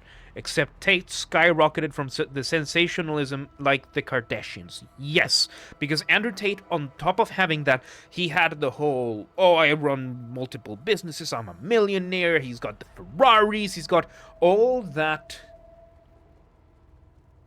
jazz, all that shiny stuff that every boy dreams that they could have, and that every boy considers to be success. And Andrew Tate partially would sell that as what a masculine man is. You listen to a lot of the things Tate says, and a lot of these are almost copy-paste what Jordan Peterson would say, which are almost copy-paste what a regular father would do. And the problem is that we are seeing a lot of fatherless behavior around the world. And the crisis of masculinity is what Jordan Peterson called it. Right now, it's the rise of the lonely men, the incels, all these things. They've always had different labels for these, and Jordan Peterson tackled this in a very honest way. Tate then came and took advantage of it. Yes, there are many men who will benefit greatly from that and will become better men from these messages, and that will genuinely grow as people. That is something that is happening. But the downside of this is what is not good. Andrew Tate was immediately unsympathetic the first time I have ever seen him. I hate aggressively arrogant people. And the thing is, it's not that he's arrogant, just aggressively arrogant, is that he's so aggressively arrogant to the point that you can tell he's compensating for something. Because I'm an arrogant prick. I'm an arrogant prick. I know that for a fucking fact. I'm an arrogant bastard. But I'm not trying to compensate for anything. I'm not going to. Because I have nothing to compensate for. I have my shortcomings that I need to work on, you know? Got a few kilos I need to lose. Got a fucking house I need to get. I need to get my driver's license. I have a bunch of behavioral issues that I need to sort out, that I'm sorting out slowly but surely. But I have a bunch of habits that I still need to get. You know, that kind of stuff. But I'm not going to then buy a Bugatti with someone else's money. And I'm not going to scam people into joining a program or some shit. I am going to be as transparent as I can possibly be. Of course, as I said, there are things I can't say about Andrew Tate that I know. Which, yeah. Pug, so something I totally ignored. There you go, Mike. Very, very simple. Don't know Jordan Peterson. Jordan Peterson, if you look at his... if you have issues like struggling to find yourself, I would highly recommend you go to his YouTube channel, go to his playlists, and watch any of his lectures on the... Oh, there are several that he has. He's got the personality and it's either its transformations or its iterations, paths of meaning, and the biblical stories. The biblical stories, man, that was such a good series. The whole point of the biblical stories, another parenthesis about Jordan Peterson, I guess. The whole point of the biblical stories was Jordan Peterson explaining to non-Christians, non-Catholics, non-religious people why the Bible is so important. And he would explain the significance of each of the stories and how psychologically they mean these things, and how you can interpret it as a way as that you could be an atheist that reads the Bible and sees the importance of these stories, that kind of thing. I think he did 15 lectures of that, and he barely got, I think he got like halfway through through Genesis, and then his issues started coming. The reason I can respect Peterson has more to do with his professional history of helping people in his clinical practices. But what you said, oh yeah, Peterson also was has a history of running a psychological clinic. He used to do therapy. He had his practice, his college classes. He would upload the lessons on YouTube, stuff like that. It's brilliant. Like the Paths of Meaning, all of the college lectures that you see are just the records he had of him teaching in the college. That was it. Might be lonely, but hearing I would be an incel hurts. And you know, that's one of the things, right? The whole incel thing, in my opinion, is a very unfortunate way of looking, because you have many types of people that are lumped into the incel category. You have what used to be called mgtows, the men going their own way, that, you know, they got divorced or they got fucked over by an ex-girlfriend, and they say, I'm no longer gonna fuck around with women, I'm just gonna go my own way, and ended up being resentful towards women. You have the red pillars that are resentful towards women, and then you have what is originally meant to be the incels, the involuntary celibates, that were just resentful towards women. They don't have the social skill set, or the physical skill set, or the physical conditioning, or they just don't know how to socialize, or all these things. And then they were being degraded for it. Yeah, I don't know. That's a mean approach to things. Like, yeah, of course, there's going to be a reality of the situation, and there's going to be a lot of people that are going to meet these criteria. And instead of helping them, you're going to kick them while they're down. And then you're surprised why they went somewhere else and started their little circles, where all they do, or a lot of what they do, is resent what you did to them. Because it's not so much that I can't get a girlfriend. It's, I can't get a girlfriend, and the feminists are calling me evil because I can't get a girlfriend, because I don't have the social skills, because I don't have things like this. Not to say that they're all victims, because in a lot of cases, they're fucking not. But instead of trying to help these people, the modern culture, the contemporary culture that we have right now, just kicks them down. Well, because it's men. Because it's men. And I see that as a fucking sin. You should try to help anybody with utmost kindness if you can. And if the person doesn't want it, then that's a different story, right? But a lot of people need it. And then came Andrew Tate, because a lot of the incels came through that weird vacuum couple of years of like 2017, 2018, when Jordan Peterson was absent. That's when Andrew Tate came in. And he was the shining beacon of, I will lead you to greatness. Just to find out that you were being led to the sewers by the Pied Piper. Let's see. Boys follow a cult figure because they are fatherless. Men follow ideals because they know what works and what doesn't. Partially agree. There are men that fall back into being boys. For microdynamics and the ethics of piracy, crisis, masculinity, and society. Truly a segue. I know, right? No, you are not arrogant. I absolutely am. You have a strong personality. That I do, thank you. Arrogance feels quite different. I do have a strong, assertive personality. That is true. I do have a sense of arrogance. I do consider myself arrogant. But at the same time, I am self-aware enough to know that I am. Like, you've heard me say this before. I I know I'm a bad person, but it's not just because of this. You know, like, I understand that, yes, I am flawed. I have all these things. I think arrogance comes with a little bit of the hypocrisy of, I am great. Do I have flaws? Of course not. You know, that kind of thing. So I think that's where the disconnect may be, where those definitions of arrogance are. So, yeah. If you say you are arrogant, then we have to add socially acceptable arrogant. There you go. This really needs to be a podcast at this point, because it is basically now. It basically is now. Then, Slayer, do I not have a deal for you? Because BS Talks Episode 1 is going live tonight after the stream. Is going live after the stream. I'm gonna upload it to the YouTube. If you go to the Discord or the Twitter, you will be able to get the link. And I think I'm gonna be uploading these. Well, probably gonna be uploading these whenever I can, because we're getting a lot of really good conversations out of this.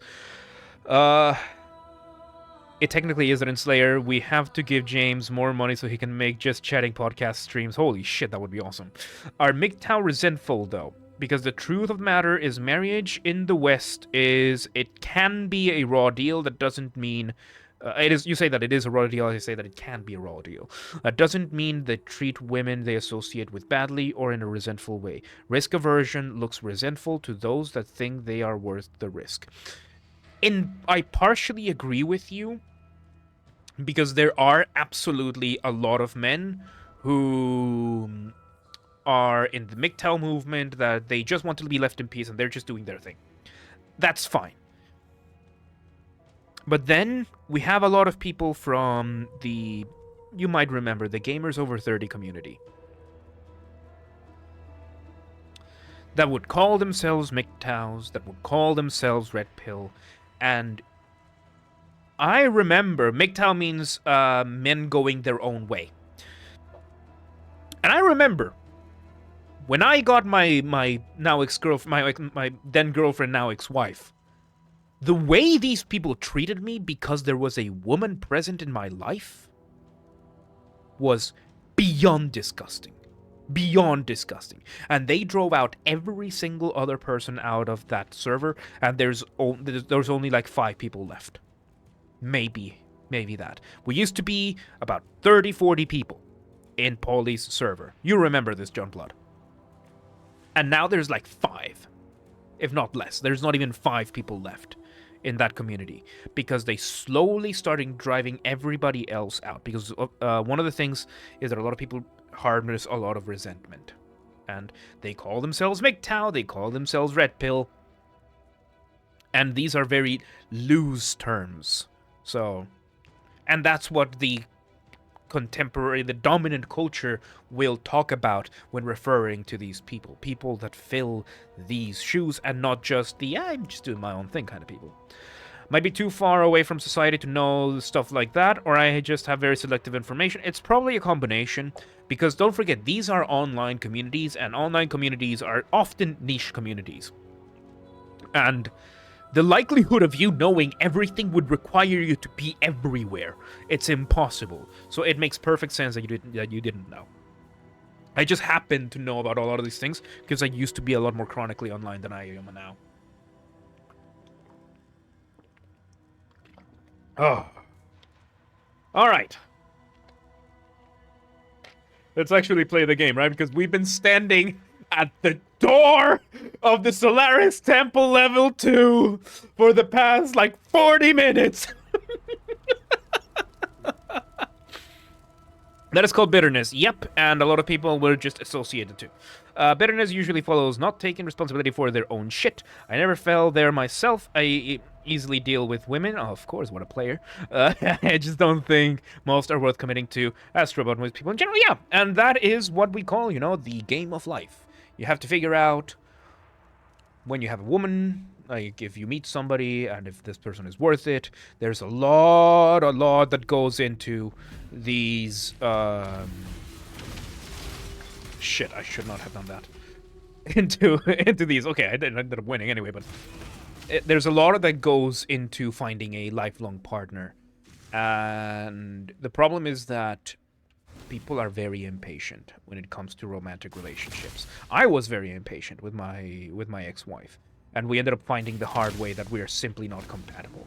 So, yeah. James, we are just making sure you are taking break. Thank you, I appreciate it. To be fair, I have also not really knowledge about the fandoms I am in, because I am a border dweller. I do what I like to do, and I learn what I want to learn. I'm seriously like, yeah, that's fine. And that's fine. Like, there might be, like, oh, yeah, it turns out that this person's problematic or whatever. I don't give a shit. I'm just doing my thing. So, like, you know, I play Warhammer 40k. I like to play the Chaos Demons. I have a Chaos Demon army. I have a Necrons army. And somebody's gonna be like, oh, but did you know, like, the Chaos Demons are based on blah, blah, blah, blah, and the Necrons are based on blah, blah, blah. I don't fucking care. That's not why I'm doing this. That's not what I want. That's not what I'm doing this for. I'm just doing this to play some fucking... Oh, wow. A Colossus. I'm just doing this to have fun. I'm literally here to have fun. I'm literally here just to play and have my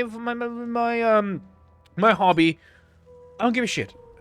One of the things I've noticed that offends activists the most in every activist group are nothing offends people more that are trying to convince you of something than the words "I don't care." I am no player. I resent that. No, but what you are is cocky. Exactly. Yeah, there you go. So yeah, like, one of the things, let's bring it to a controversial place right now. Let's just do this box, and I'll bring it to a very controversial place. Cocky? Am I really? I had no clue, says John Blood. One of the cockiest bastards we've ever had in this community. What's up? Hey, I'm not faulting you for it. You're a confident man. You're a confident man, and that's perfectly fine. That's perfectly fine. I don't see that as being wrong. I'm not condemning that. I'm not condemning that in any way. So, let's bring it to a controversial place. Stay out of the shadows. According to Americans, I am a transphobe. According to the American standard, as to what is this, I am considered by a lot of Christians to be a Satanist. I am considered by or a pagan or a heathen. One, because of my sense of humor. I have a very simple standard when it comes to humor. No punching down. That is my standard when it comes to humor. I might make fun of you if I see you as an equal or as being above me. I will not make fun of you if I will not joke about you. I will not make fun of you. I will not make fun about your situation if I consider it to be beneath me. I love trans jokes. I love racist jokes. I love racist humor. I love sexist humor. I love trans humor. I love homophobic humor. Why? Because these people, the ethnic minorities, women, trans people, I consider to be equal to me. And if you're equal, you also get the jokes. You also get the jokes if you're an equal. But joking about I love transphobic humor. I love Latinophobic humor. I love man-hating humor. I love women-hating humor. I love these humors. There's gonna be jokes that I don't like. That's fine, whatever. But my standard is simple. I don't joke about abortion because babies are beneath me.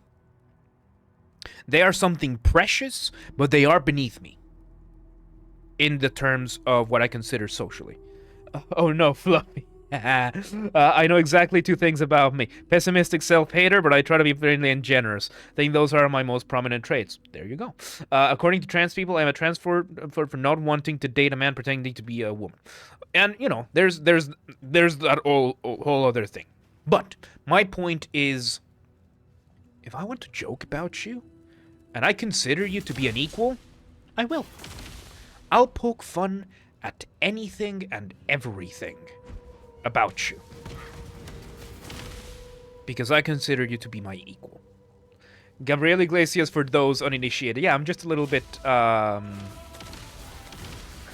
I'm just a few kilos lighter than him. And yeah, Gabriel Iglesias is a wonderful example. The guy understands what humor is. And in these cases, yes, I am considered a transphobe. Because I will make a transphobic joke. I will make a racist joke. I will make a sexist joke. Holy shit, the amount of just shit that we send between me and Dunkel. Like, just the amount of horrible jokes that we make. Yeah. We make those jokes because we see these as being equal. Because I consider trans people, it's still people. They're still adults, mostly. I will not joke about trans children, because trans children are beneath me. Because it's children. Children are beneath me. That's my standard. I'll joke about your dead dad. I'll joke about your dead dad. Especially if I consider you an equal. I'll joke about it. Oh, wow. Why is there water over here? Okay. When we like you, we go for the throat. Because I'm a dude. I'm a dude as well. Guy humor usually is that kind of thing. Like, you look at a lot of the male gamer boys. Like, you look at Soviet Wumble. You look at, fuck, my name's blinking, Isaac. And these groups. Like, a lot of these people, yeah, they will say horrible things to each other. And you know that these are just the humor that exists among these friends. Go back to the... I'm just casual. If I like someone, don't care what they are or want to be. If I have some things I prefer to curse. I prefer, of course, like someone you can ignore. See, so yeah, back to the whole standard. The main reason why I'm also called a transphobe. I will very often ignore the pronouns. The pronoun thing. I remember having a conversation about this with somebody. Oh shit, let me just check. 16% charge. Oh, fuck. And I remember back in Boston having this conversation, and this person was like, when you refer to me, I want you to refer to me in this way. And the response I remember, the thought I remember having, because I didn't say this out loud at the moment, but I remember I resent myself for not saying it. What makes you think I will refer to you? You are a random person. And these are, back to the point I was making. These are the words that offend the activists, because it's usually not going to be your run-of-the-mill transsexual gender dysphoria person, but the activist types, the ones that are. I make a distinction between somebody who is transsexual and somebody who is transgender, because the transgender movement is Tumblr from 10 years ago. It wasn't Tumblr from 10 years ago. A lot of it is contradictory nonsense. And it's just attention-seeking. I'm not going to say all of it, but a lot of it. And the words that most offend these people, I don't care about you. I don't care about you. I don't care enough to have your pronouns. That's why third-person pronoun that we use in this channel, the Hungarian third-person pronoun, if I feel like it. If you're going to be like, oh, use this other pronoun, I'm just going to use and that's it. That's it. I'm just going to use the Hungarian because it's a universal pronoun. Don't care. Because apparently it wasn't good enough. as it is the gender-neutral third-person pronoun, but it also dehumanizes you. It also dehumanizes you. I come from a superior single pronoun culture. There you go. Same with Hungarian. I accept pronouns, but only if they are respectful. And that's part of the thing. For me, it's not if the other person is respectful. For me, it's if the other person gets to the point where I care about this other person. I'll be polite, I'll be respectful, that's fine. That's fine. And if I care about you enough, I will bother with this. Because otherwise, you're not going to take enough space in my head for me to refer to you in the first place. So why would I even bother? One of the things that confuses people, that I love doing, when I introduce myself at work to somebody, I have a Spanish name, Javier. That's my name. But I also go by James. And people are so confused in the culture that exists right now. When I introduce myself, hi, I'm Javier, or James, whichever you prefer. People are not used to that. People are not used to it. It's always what you prefer, what I prefer, what I want from you, what I want from you, what you have to do for me. It's never what can I do for you. This is what I can do for you. This is what you can, you know, if you're going to refer to me, you're going to call me. Javier is the name. If you prefer James, that's fine. That's fine by me. Either way, as long as, I usually continue. As long as I know you're talking to me, I'm fine. Like, whatever you want. Call me whatever you want. Han, he, him, she, her, they, them, and it. Yeah, non-Hungarians. And no one knows if I am forced to use a pronoun specific to them, will I call them an it. I will call them an it. Nice. For example, my trans friends, I care about them, and that's why I accept their pronouns.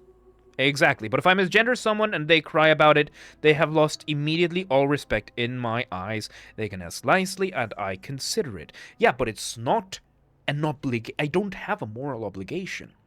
I don't have any obligation to you, person who is a random on the internet.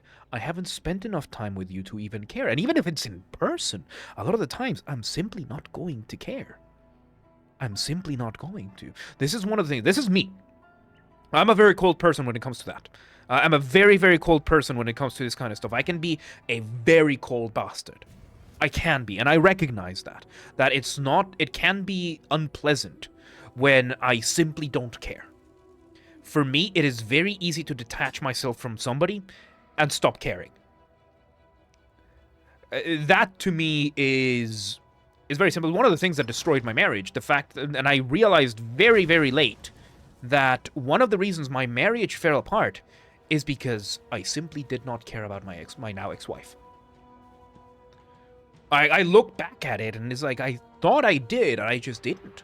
Because I can disconnect myself from something and just stop caring. I have that. And I'm not going to call it an ability because it can be something horrible to do. And I am very well aware of that. But at the same time, it gives me the freedom to pick and choose who is going to be somebody I care about. I'll also introduce myself with my given name and most common alias, and I tell them to use whichever they prefer as. I consider that to be the most discreet, most prudent thing, especially in, I'm going to use the word, multicultural environments. I work in an office where we have people from all over the world. We do. So we get all sorts of names. Like, we already have Hungarian names, which are already a treat to pronounce a lot of the time. So yeah, I just give the option because I know that a lot of people, English is not going to be their first language. Spanish is not going to be by far anywhere near one of their languages, and the pronunciations can be tricky. So I will give people the option. Just as long as I know you're referring to me, I don't care. Let me see what else you got. Would not care if anybody called me she or it, as long as I know that they are talking to me, because I just don't care. Precisely. And James will always be James. Javier feels too glorious for you, notwithstanding your ability to grow facial hair. I know, which is why, like, yeah, some people call me Javier, some people call me James. I don't care. I don't care. I use James because I personally prefer James. I personally like James a lot better. My given name, the game that my mom gave me, is Javier because that's the place I am, and James is a bastardized translation of Javier, and I don't care.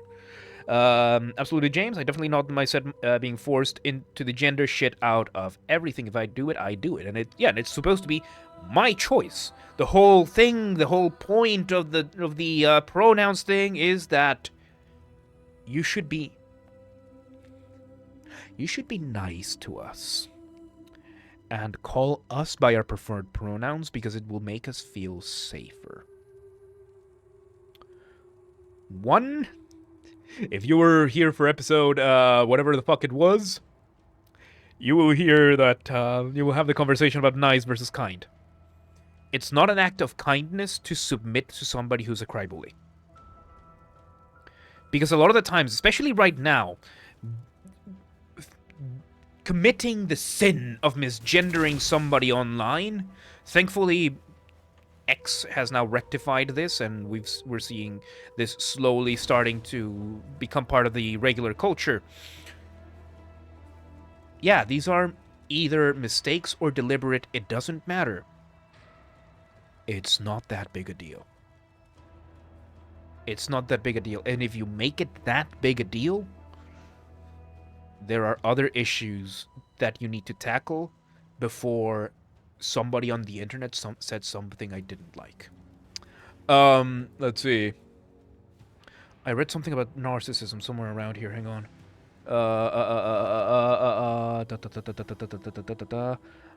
Emotional compartmentalization. That is a very important skill to have. My real name is actually super easy for everyone to say. Yes, I see the whole gender pronoun thing for the majority to be narcissism. I agree. That's why I make the distinction between those who are transsexual and those who are transgender.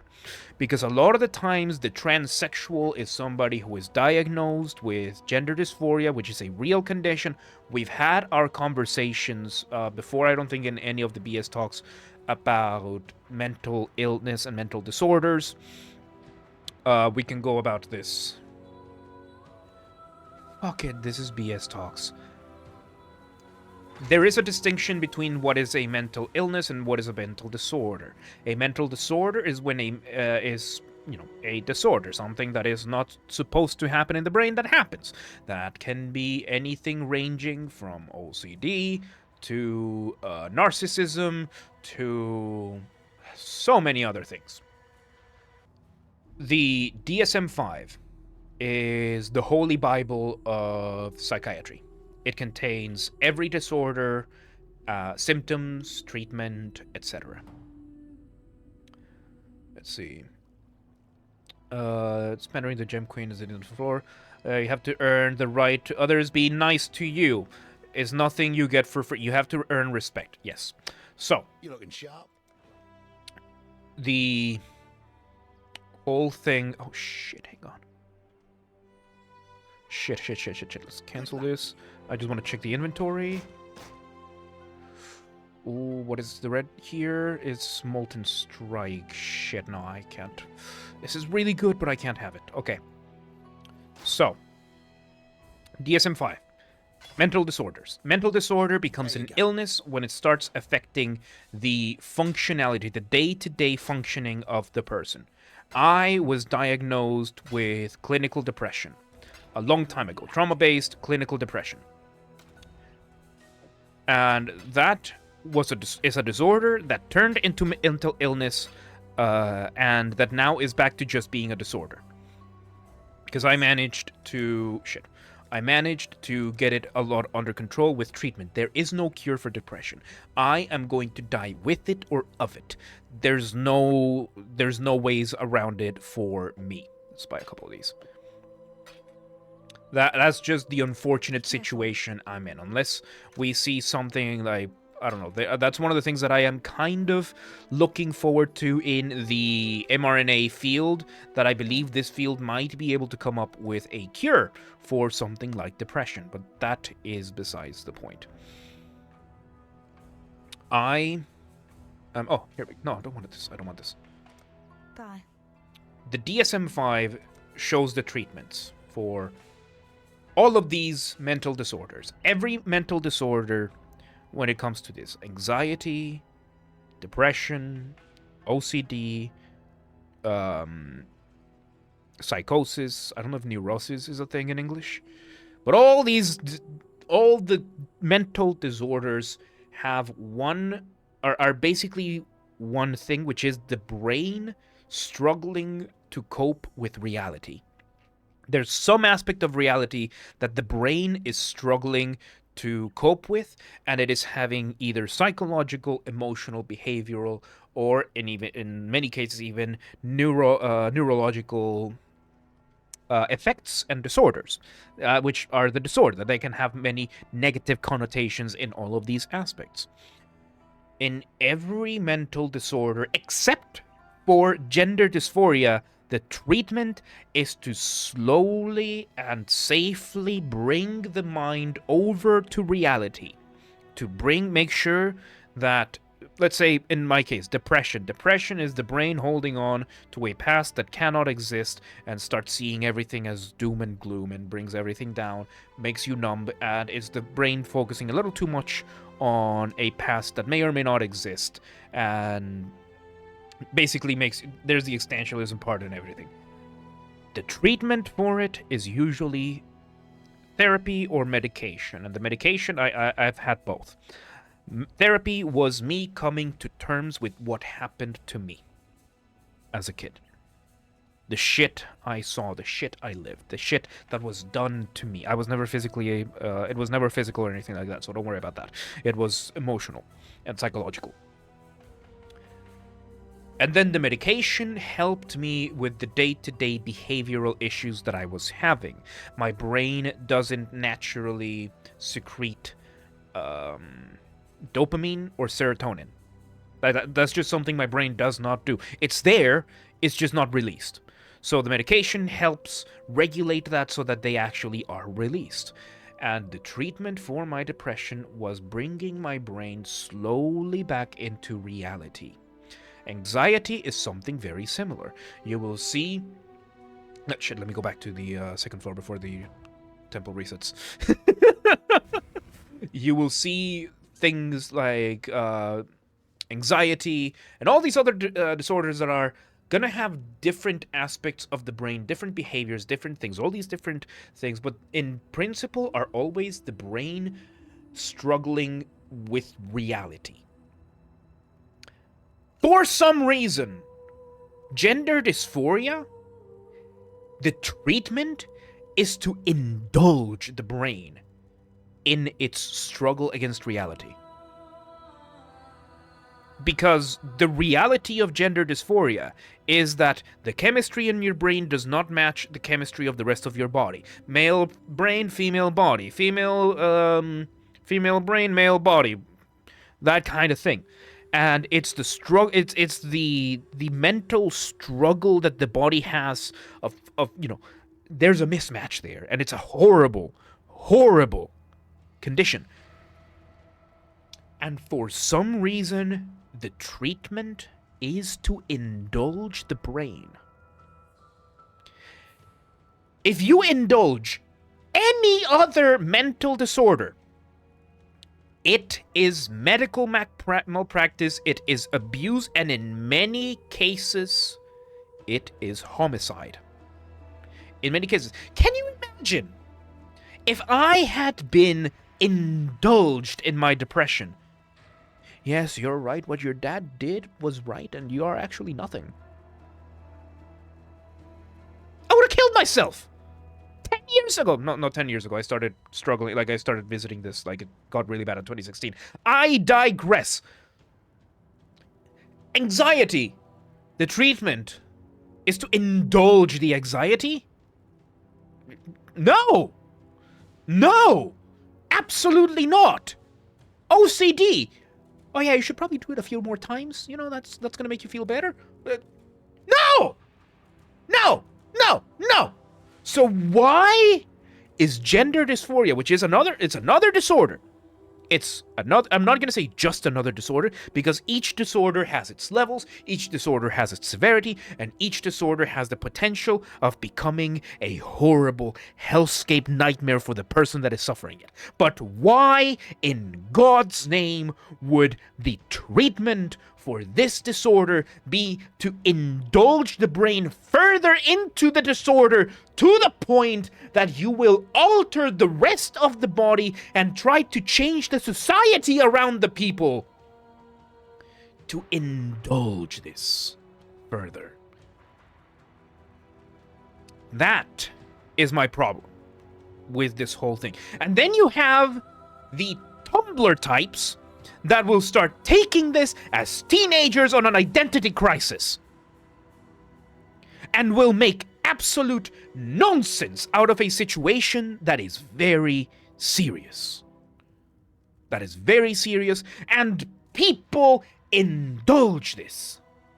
And the dominant culture dictates that this must be indulged. That's the main thing that bothers me about the whole trans issue. Let me catch up with the chat. Let's see.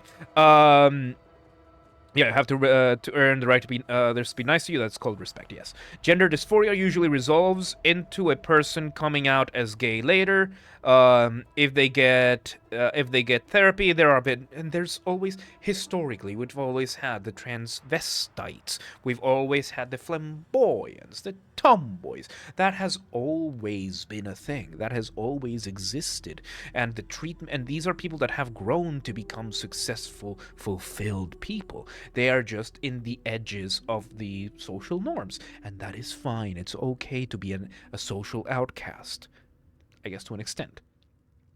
The weird thing is how front and center all this trans stuff is and how small of a fragmented population it really represents. That's the whole cultural Marxism thing. We can get into that another time because I just want to meet this goddess. Now I kind of wonder what mental disorder I have or if I am just dumb. If you think you have a mental disorder, if you think you have something like depression, if you think you have something like anxiety or OCD or any of these, I urge you to take one of those quick 10-question questionnaires online, and if you answer enough questions that would raise concern to you, book an appointment with a psychiatrist or a psychologist and have yourself done a DSM-5 diagnosis. Do not let your disorders go unnoticed. Do not risk letting them get into disability or illness. Do not let yourself be complacent to the fact that I may not be, so I might as well not bother. Dopamine is a pleasure chemical. Serotonin is the happiness chemical. So you have higher dopamine levels than serotonin. I have no levels in either naturally. That's the thing, right? And yes, dopamine is, that's why people become drug addicts and everything. So that's my issue. That my brain produces the chemicals. The brain produces the chemicals. It just doesn't release them. So that's the physiological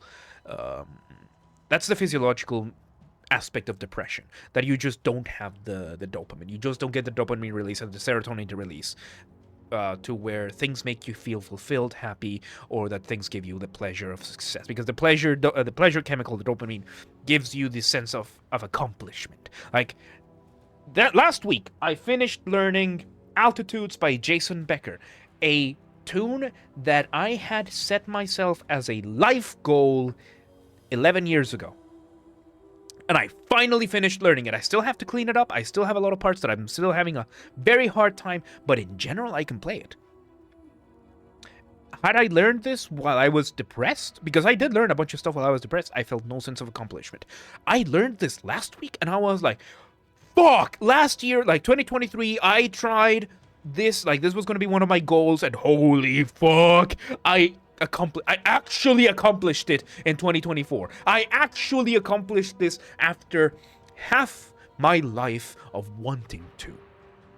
Now that I have the medication I have, the brain actually did, and it did secrete this, and I felt so fucking good. I didn't, but before, wouldn't have. Okay. Usually reducing dopaminergic activities helps with serotonin levels. Dopamine down regulates serotonin, and yeah, as I said, in my case, there's just neither. Didn't Jordan Peterson already make this argument a while back? I think so, probably. Like, it's not that I have come up with this and I claim this as my argument. It's a common. I would even call it common sense.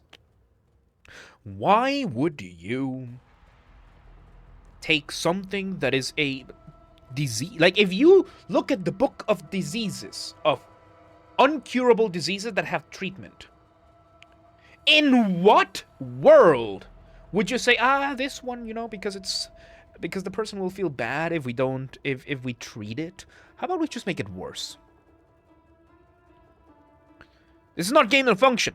This is not a lab. This is not a game. These are people's lives.